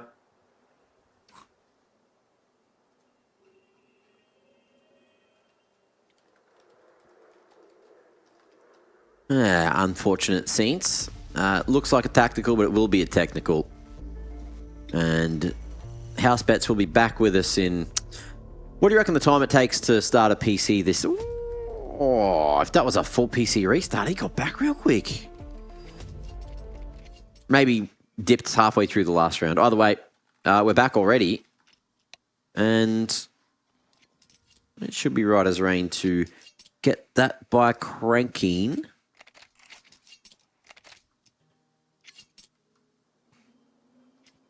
Looks like they're just having a chit-chat, but we are .ard all ready to go.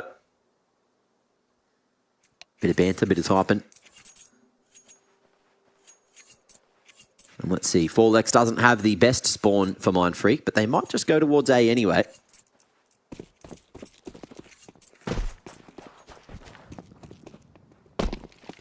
Is this where you'd go, Jordan? Where's that? To long with a spawn like that? Not if there's a molly in the way. Not the kind of player, really, that would be pushing through a molly, personally. It's just not me. Yeah, just not you. Straight down the guts, though, for Mindfreak here in round number 6. Quickly on to short as well. They're going to get out in front of that insend, and Housebets are desperately trying to dump a bit of util, but they are really a little bit too late for that one. There's going to be that late lurk in B as well. They kind of have the B bomb site. Drox caught in transition. Crunchy always handy on the lurk. And Mindfreak really putting together a decent T-side to start things off here in the second map. Vision should be a dead man, will be. Gets one before he falls, but that's not really much of a concern for Mindfreak at this point. They are happy to be trading 1-for-1. Economy will be favoring them pretty dramatically. And so Housebets are just forced once again into a save, this time over toward the B bomb site, and Mindfreak will find their equalizing round.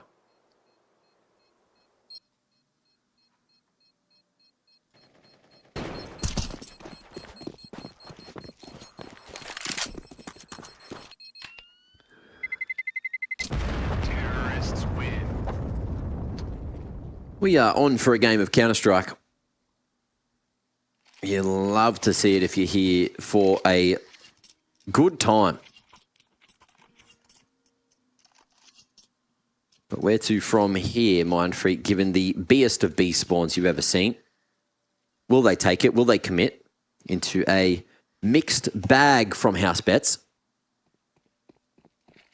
I think you do. I think you just believe in the heart of the cards. B-site would have been free here. Drox not aware of where he wants to go, and all they need to do, all Cairo needs to do is peer his little head in towards the B-site there. That's all he's got to do, Jordan. That's all he's got to do. That's all he's got to do. He just ain't doing it. They're not going this way. Unfortunate. Things that could have been, huh? Yeah, not yet. But we have seen a couple of A finishes from Mindfreak, so it wouldn't be too surprising to see them kind of change things up and look toward B. Though the transition is definitely indicating otherwise. Short control is what they're working on at the moment. The flash timing is fantastic, and that's just about going to win the round. Crunchy actually gets a kill through the flash, but that one flash might have just set Housebets up for success. Mindfreak still going to filter their way out onto long, but it's not going to be too easy for them to win this one 3-on-4. With the counter util coming through and a headshot from the Deagle. This was supposed to be a freebie for Mindfreak, and it might go the other direction now.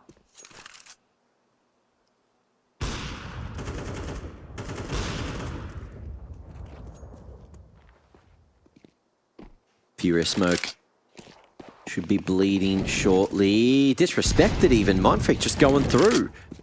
Lovely shot out of PZ, though, to make things that little more awkward. Cairo, 1v3 attempt, but ain't going to be able to find it.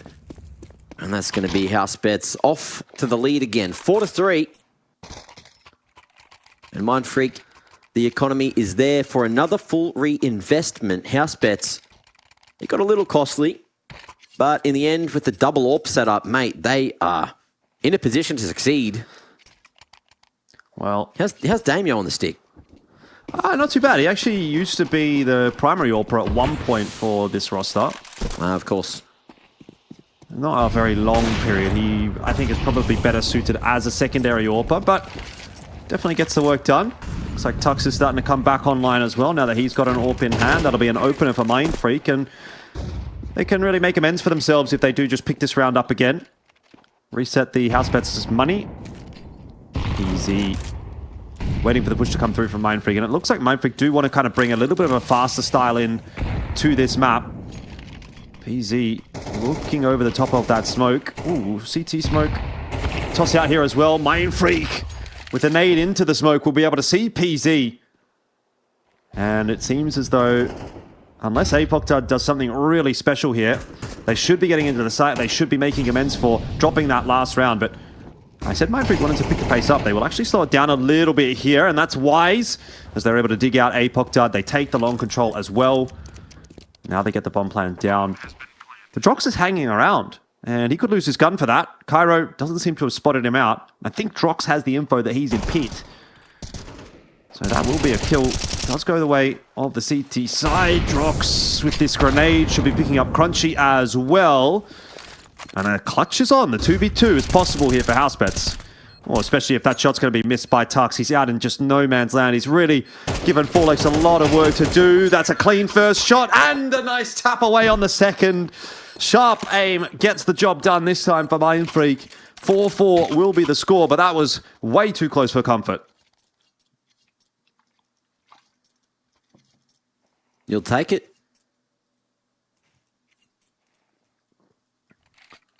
Keeping us all on the edges of our seats yet again. Let's see where we go to from here. And another tactical going to be used. Housebets realizing, hey, we really need to get our stuff sorted, or the second half could be unkind. You never know what you're going to be gifted with these T spawns all across Dust 2. And AZT Live, we do like each other. It just depends on the day. Today we're fighting like a married couple.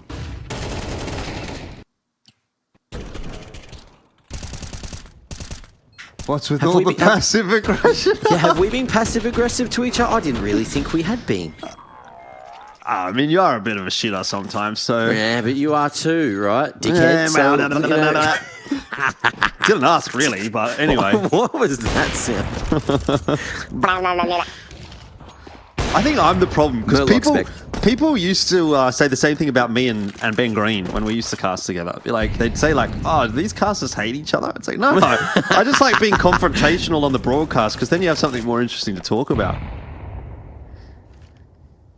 That's true, especially on rounds like this, where it is just Eagles and there's nothing interesting that could possibly happen. No chance at an upset with the cheeky Deegs in the mix.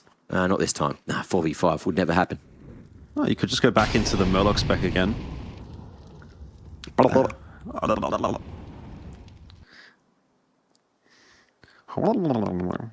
That's more what it sounds like.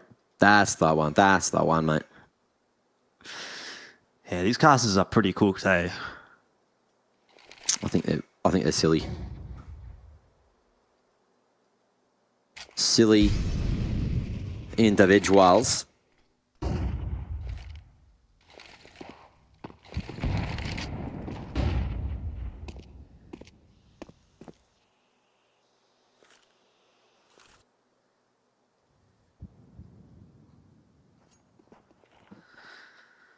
Bit of a day setup, though. Doesn't look like Mindfreak are going to be falling into that one. They've already got the B control.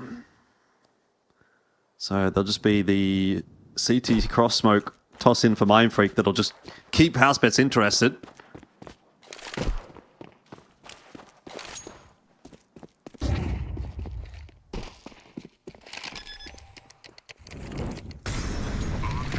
Plenty of space, big plant.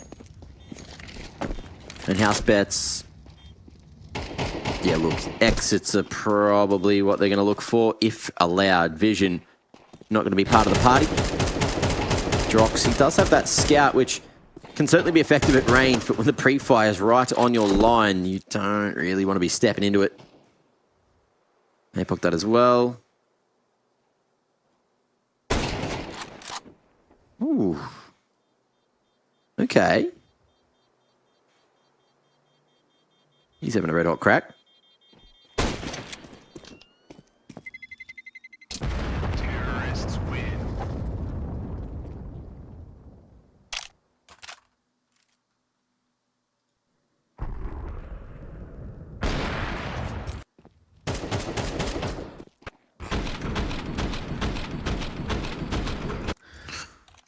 All right, let's lock in. Let's see what's going down. Mindfreak are now in a position where if this continues and they somehow find 8 on the T side, the realm of a 2-0 is a discussion we need to start having, because after what we saw from Housebets the other day, you wouldn't have thought that, especially with Mindfreak pulling a stand-in. I agree.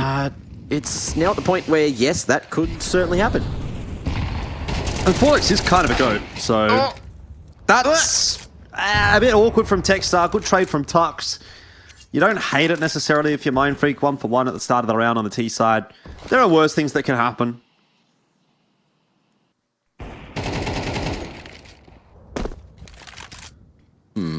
Misthrown smoke from Tux, which might be a nice incentive for Housebets to keep the numbers towards the B site, but we've seen 3 of the Mindfreak members already lurking up short. Progression utility used, unless that's in CT. Can't quite tell from the map. No, it is progression. And PZ respecting it. Staying back towards car, not close enough to hear the jump up or the fall down. And a 3-1 split towards either site should be a good call. No smokes for the mid-B split, so it is going to be the regroup towards upper. And there's a hard crossfire on this B tunnels choke. The call may not be a good one. And Damien on the offline going to be smoking from the gate side. Tuck's already through. Oh, pre-fire no good. And they're going to capitulate. Yep. Meanwhile, Crunchy on the lurk, but that's very much expected by Housebets at this point. They've seen that trick a couple of times now. 5-5. The CT rounds are starting to stack up for Housebets. I suspect the CT half, in theory, should probably be the harder half. That wasn't really the case on Anubis, contrary to expectations as well. So maybe I'll hold that thought for the moment, but would at least like to see Mindfreak get to 6 here. And a strategy like that one, pushing out through a smoke onto the B bomb site with no util at all, pretty much, it's not really going to be good enough to topple a team like Housebets.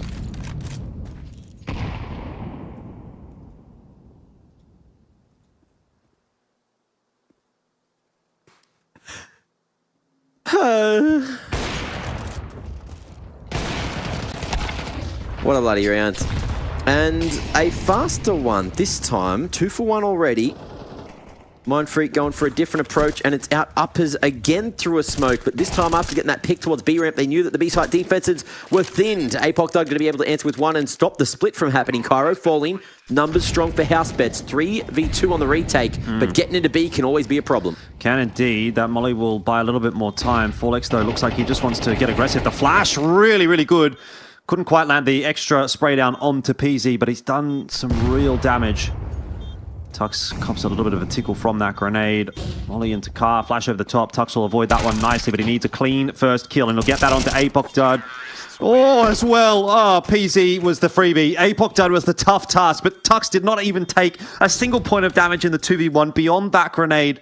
And Mindfreak come away with another nice clutch, and Tux has been really good in these 2v1s today. I think that's the 3rd one that he's won for his team, and if Mindfreak do ultimately go on to win this series, and especially if they win at 2-0, his clutches will have been a big reason why. Up the Waz. Up the Waz. Up the Waz.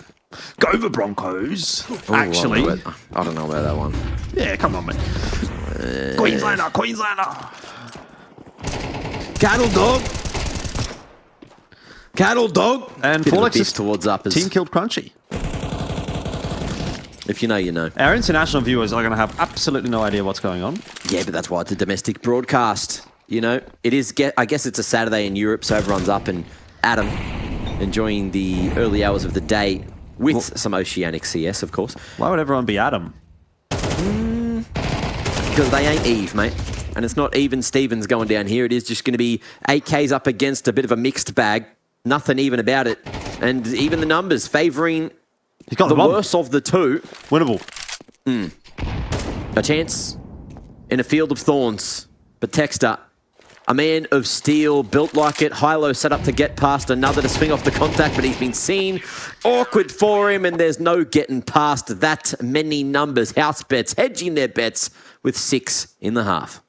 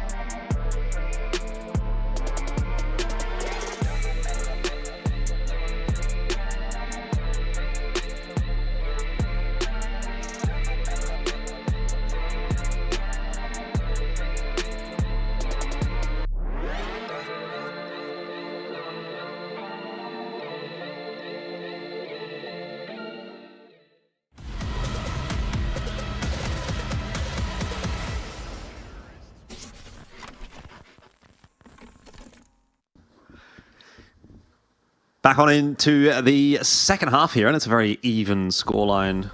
So we do find ourselves with a pretty closely pitched battle on Dust 2. It's a much better look from Mindfreak this time around. They kind of got dumpstered when we got to see them play it earlier this week against Housebets, and I didn't really feel like that was really a true representation or indication of what Mindfreak can do. I know the results haven't actually been very good from them at all against Housebets on this map, but I still had a bit of faith, and I feel like I'm being rewarded for that. 6-6 the scoreline here. Where do we go from this one, Mac? Do you reckon it is a 2-0? Mindfreak CT side? Yeah, I think so. I think it's going to be... I think we're seeing a 2-0. I think we're getting a 2-0. I've locked in. Yep, Mindfreak, they're doing it. They love the CT side. They're very good on it. And... Ooh, I think they're ready for this potential mid-aggression. Yeah, I like it. I like it a lot. Yeah, Mindfreak just being chilling. Like an ice cream. Crunchy. Potentially pretty aware. Oh, Cairo. Hello. He's just taken a leaf out of Vision's book. Puts around 3 quick taps on long. Saw that last time around as well. Looks like 2 pistols. 1 for the CTs each. And 7-6 the scoreline. That was a pretty routine pistol round from Mindfreak. They'll love the start to the half. No bomb plan either for Housebets, so not imagining we'll see the buy-in here.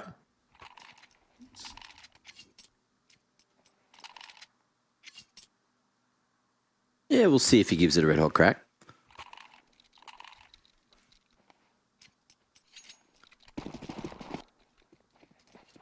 All bought up.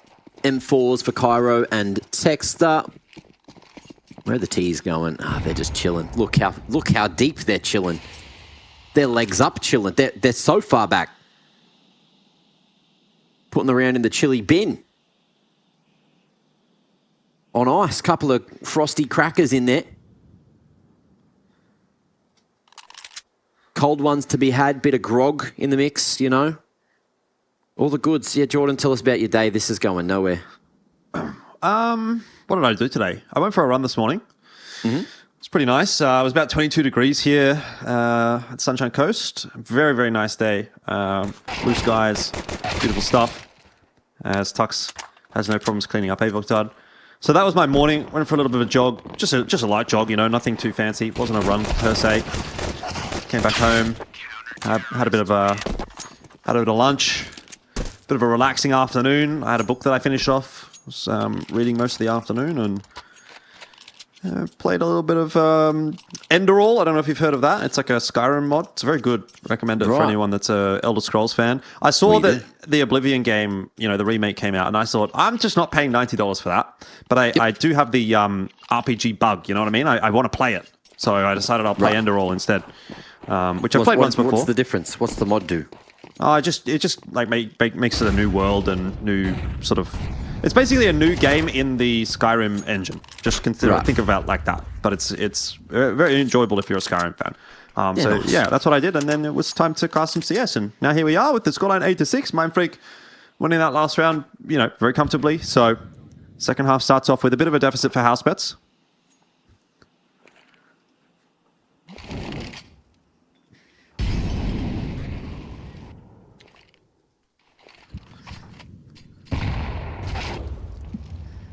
Big boom. Oh, that's not gone as Texter kind of wanted. Cops a fresh one straight to the teeth.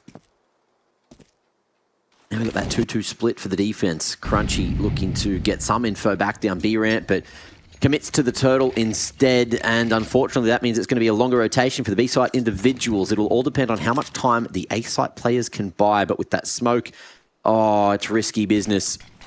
And if that smoke gets broken, Forlex could be in trouble. Yeah, he's going to get domed straight through it. Flashes coming through. And so are the T's too. That'll be that. Cairo and Crunchy just looking to save the M4s for sure. Yeah, not exactly ideal for Mindfreak. But, you know, you got that little bit of a buffer zone by winning the pistol, so you can't afford to drop this first gun round. It's going to be a real back and forth for this half, I'm sure. Going to have another close finish, maybe even another OT. I did mention the game that we got to see earlier on in this week, it ended up with some, I'd say, reasonably one-sided maps. And that was actually quite contrary to how this matchup had played out throughout the rest of 2025. The maps in general between these two teams have been very, very close, very, very hard fought. Few overtimes in there. So it wouldn't be too surprising to see that sort of regression back to the mean with another series now today being actually really, really close in terms of the maps and the series total. And it seems like we're headed in that direction. So that'll be a 7 for Housebets. Plenty of money, though, in the back pocket for Mindfreak to get a buy through here. Cairo and Crunchy will be able to drop a gun each and then still buy all the util they need. So it will really only be one of these members on the CT side that might have to go, you know, lacking a little bit of util here or there.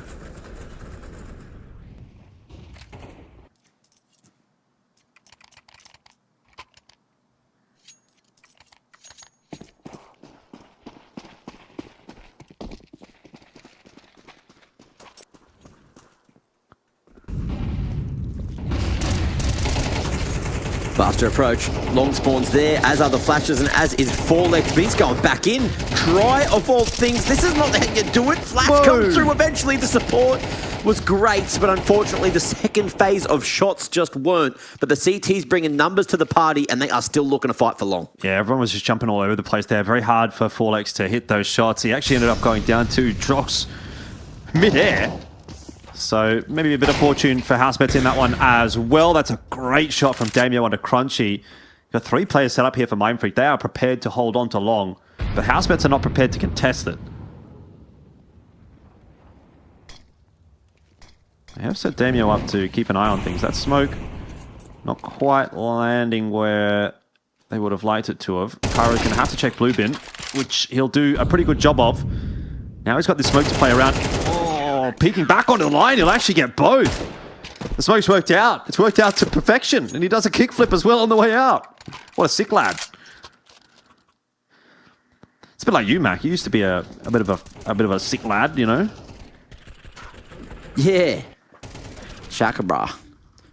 You all know that like little Korean love heart that people do with their like thumb and their index finger. Yep. Everyone, throw them up right now. If you do that, but you say you cross your fingers, your middle finger and your index finger, cross your fingers, and then put your thumb like you're doing a little heart, right? So it's kind of like the heart, but with a finger in the middle. That used to be known as a mini shaka. Like, you know, shakas where you like put your pinky and your thumb out and you go, yeah, shaka bra. Shaka Zula. like But you do this little thing with your 3 fingers. It's like mini shakas, and you go, shaka bra. Yeah, so yeah. That's, you know, sick lad move. Yep. Shaka bra. Circa 2K09 or 2K08 maybe even. Shaka bra. You know, that sort of deal. Yeah. I don't think I've ever done that unironically, by the way. Oh, alarm just went off. What's going on there? Yeah, I can hear it. Jesus. Apologies, everyone. Apologies to the audio listeners. This will be a big round, by the way, Mac. We should probably lock in for this one. I think Housebets need 2. They've got no money. Loss bonus hasn't built up yet. This could be 10 for Mindfreak. In fact, probably 11 if they win it. They have copped a bit of damage onto Crunchy. He's feeling a little worse for wear, but not exactly in a position that's going to hugely impact this round. Over towards the B bomb side at the moment. Hefty offense up toward the A bomb side, both on long and on short. 4lex is fighting hard for his territory. He's actually going to get some backup from the teammates. It looks like they just want to dig out Drox. That Molly hasn't quite gone deep enough, so Drox has a chance of getting himself one here. Won't be able to do so. So that is the sacrificial lamb given up for Housebets in their attempt to take the A bomb site. They also lose vision on the way through. That's worked out pretty poorly in the end for Housebets. But PZ creeping back onto the line. Just a whiff with the AK. And Texter will shut him down. It seems that Mindfreak should be getting through this round pretty cleanly. Cairo did not have his nade out. Did not have his gun out. He had a nade out or something. Texter back in onto Damio. Where's the defuse? Incen. I don't know that that's gone deep enough. It looks like, at least on the minimap, it hasn't actually hit the bomb, so... Oh dear, shots missed. Tux can defuse still. He's got the defuse kit. I think he's going to be okay here. Oh, it was just way too close for comfort for Mindfreak, but they do get the round, and that's what's important, because Housebets don't have that much money. Oh, I didn't know that Apoc had it in him. That was almost the ace. Target priority as well on the swing was beautiful. Denied the defuse, but just couldn't get the extra man after the whiffed opportunity. And yeah, that incend, it's such a hard one to throw if you're not going up the stairs.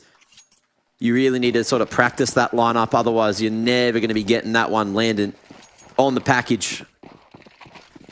Unfortunate scenes for Housebets. Could have been a miracle in the making, and APOC Dud going to be the sole man with a hero AK, just buying around a couple of upgraded pistolas, and it's going to be all in on B. But with the full long control, Mindfreak, they've already cheated the man towards CT. That's going to be a faster rotation to the B site. And Cairo, tucked in at Car, he's going to have to do this the hard way, but the lineup makes it too easy for him. 3 for him, and his job's done, and so's the bloody round. 11 on the board, and Mindfreak 2 rounds away from making this a 2-0 and getting a shot at the title and at the Rooster. This is going to take some pulling back, that is for sure. That gap has grown to 4. Mindfreak have a fairly healthy-looking economy as well. And Housebets just not hitting the same at the moment. So must-win round for Housebets, as again, the money is more or less depleted. They've got 3.4k as the loss bonus, but that's not going to get them a great buy next round. Not as good as what they've got here. Almost has to be now or never. Crunchy. It was a nice flick. He got the headshot onto Damio, but unable to find the kill. He only had an M4. So we'll go down early on in this round. Mindfreak off to a rougher start.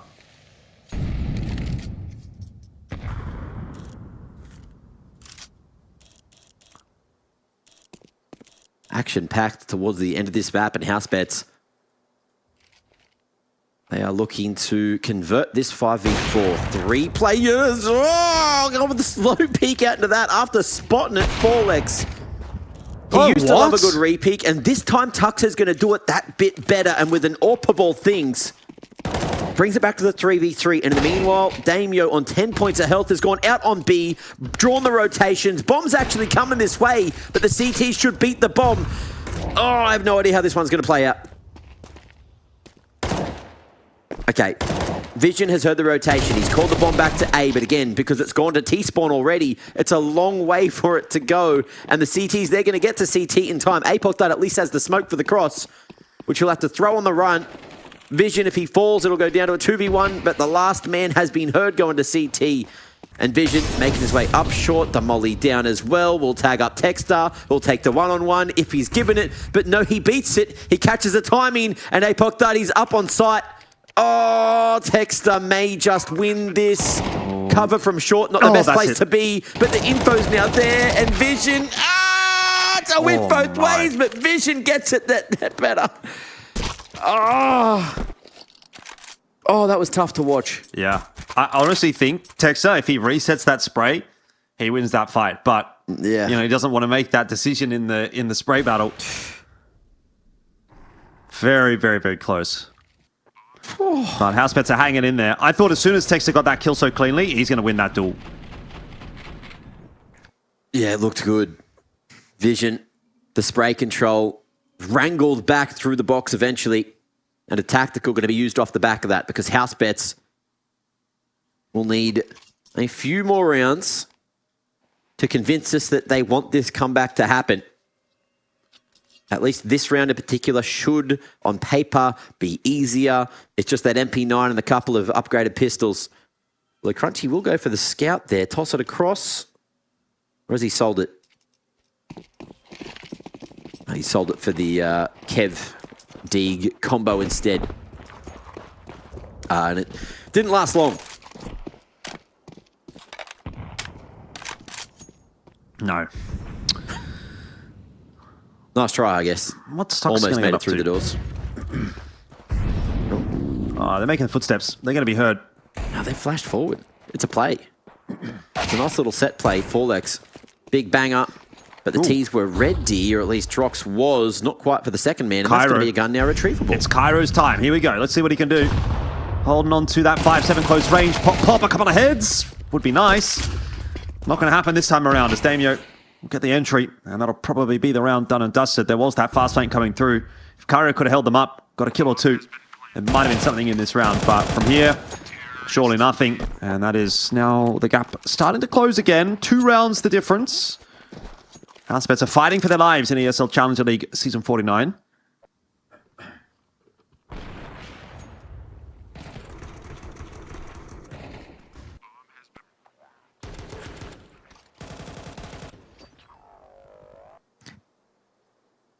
Okay. Getting closer and closer by the round. Boost up again. PZ will spot 1 on the cross, but definitely not 3. And it's a bit more noise going to be made towards long this time as well, but Mindfreak will have it. Corner smoke to deny vision, and that will be respected by Mindfreak, but the mid smoke won't be. Damio giving up his life for free. And this could be that 12th round that Mindfreak have been hunting for. Oh, vision. Thinking about missing it through the smoke, but he'll hear that reload. Oh, game sense. Beautiful timing. Yeah, I was really expecting that maybe there was just going to be a flash tossed in for him. That would have probably had the same effect, but Vision just gets it done alone. Crunchy, the mortal sin of firing pretty much his entire clip with the A1S. And that is going to allow Housebets up to short here as well. A rotate did come in toward middle. There's nobody on the A-bomb side to hold this at all. Techstar is going to try and find a timing through the smoke of his own. He was trying to jump up the trash pile. Yeah. Didn't happen. Here's Tux, the A1S in hand. Getting himself the kill on a PZ. Trade in from Drox, but he'll fall to Techstar. And numbers are there right now for the moment. And Cairo maintains that. It's APOC done. Stuck at Gandalf. Surely he is done here. The double swing should be coming through from the CTs, and it will. And that'll be Mindfreak to put themselves 1 round away from victory in this series. They are doing it. Round after round, and even after some lovely little equalizers.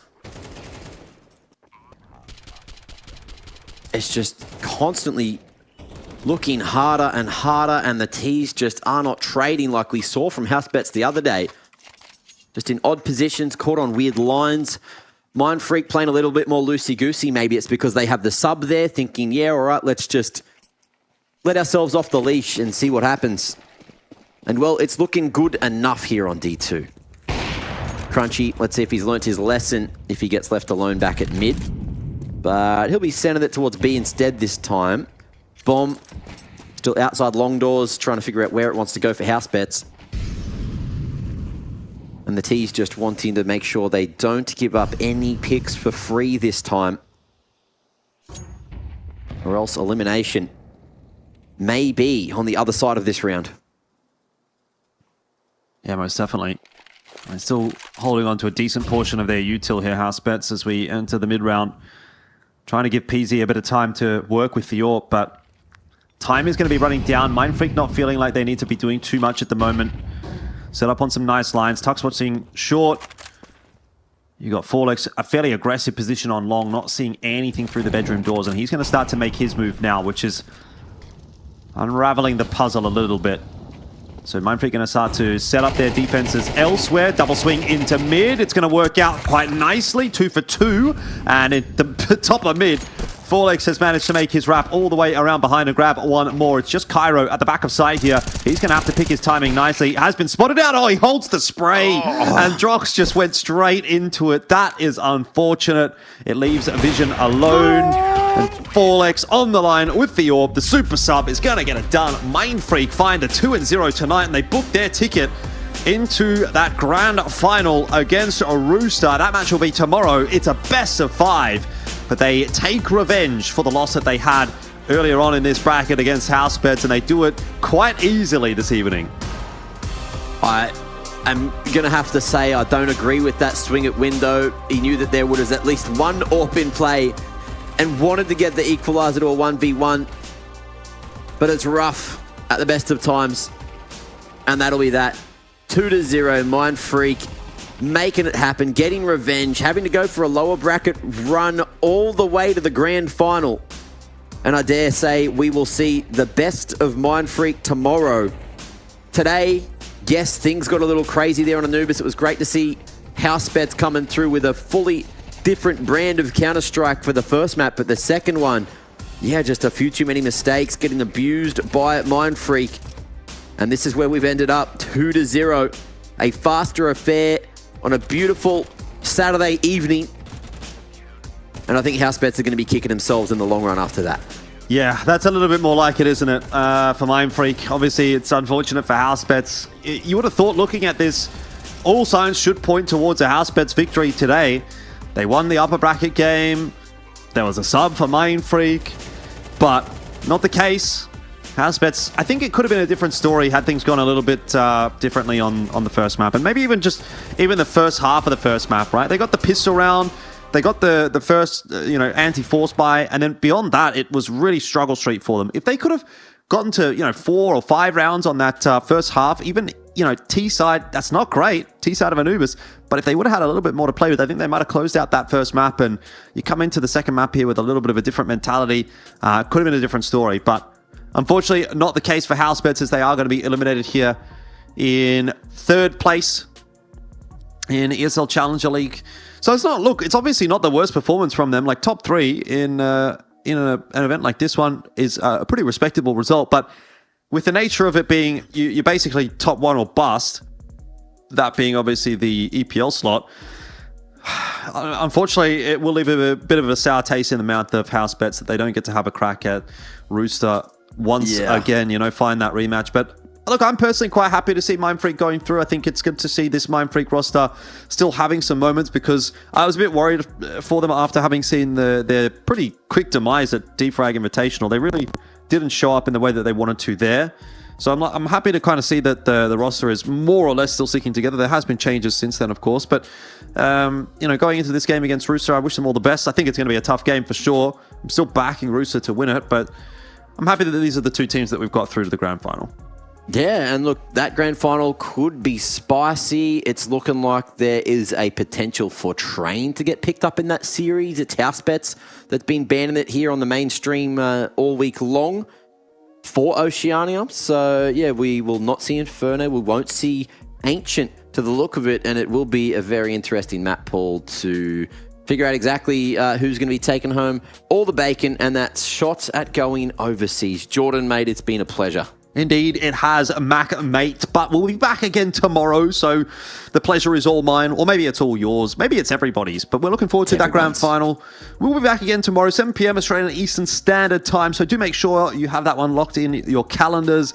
We'll look forward to catching up with you then to find out which of our Aussie teams will be going over to ESL Pro League. We'll catch you then.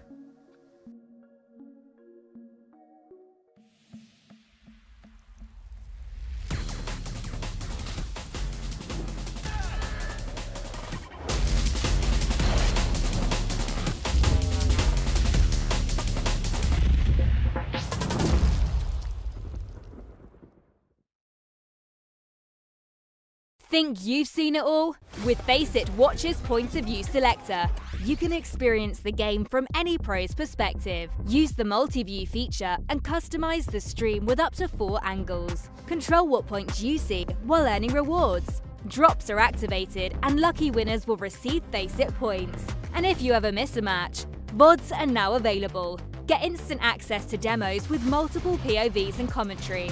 Watch it, control it, Faceit.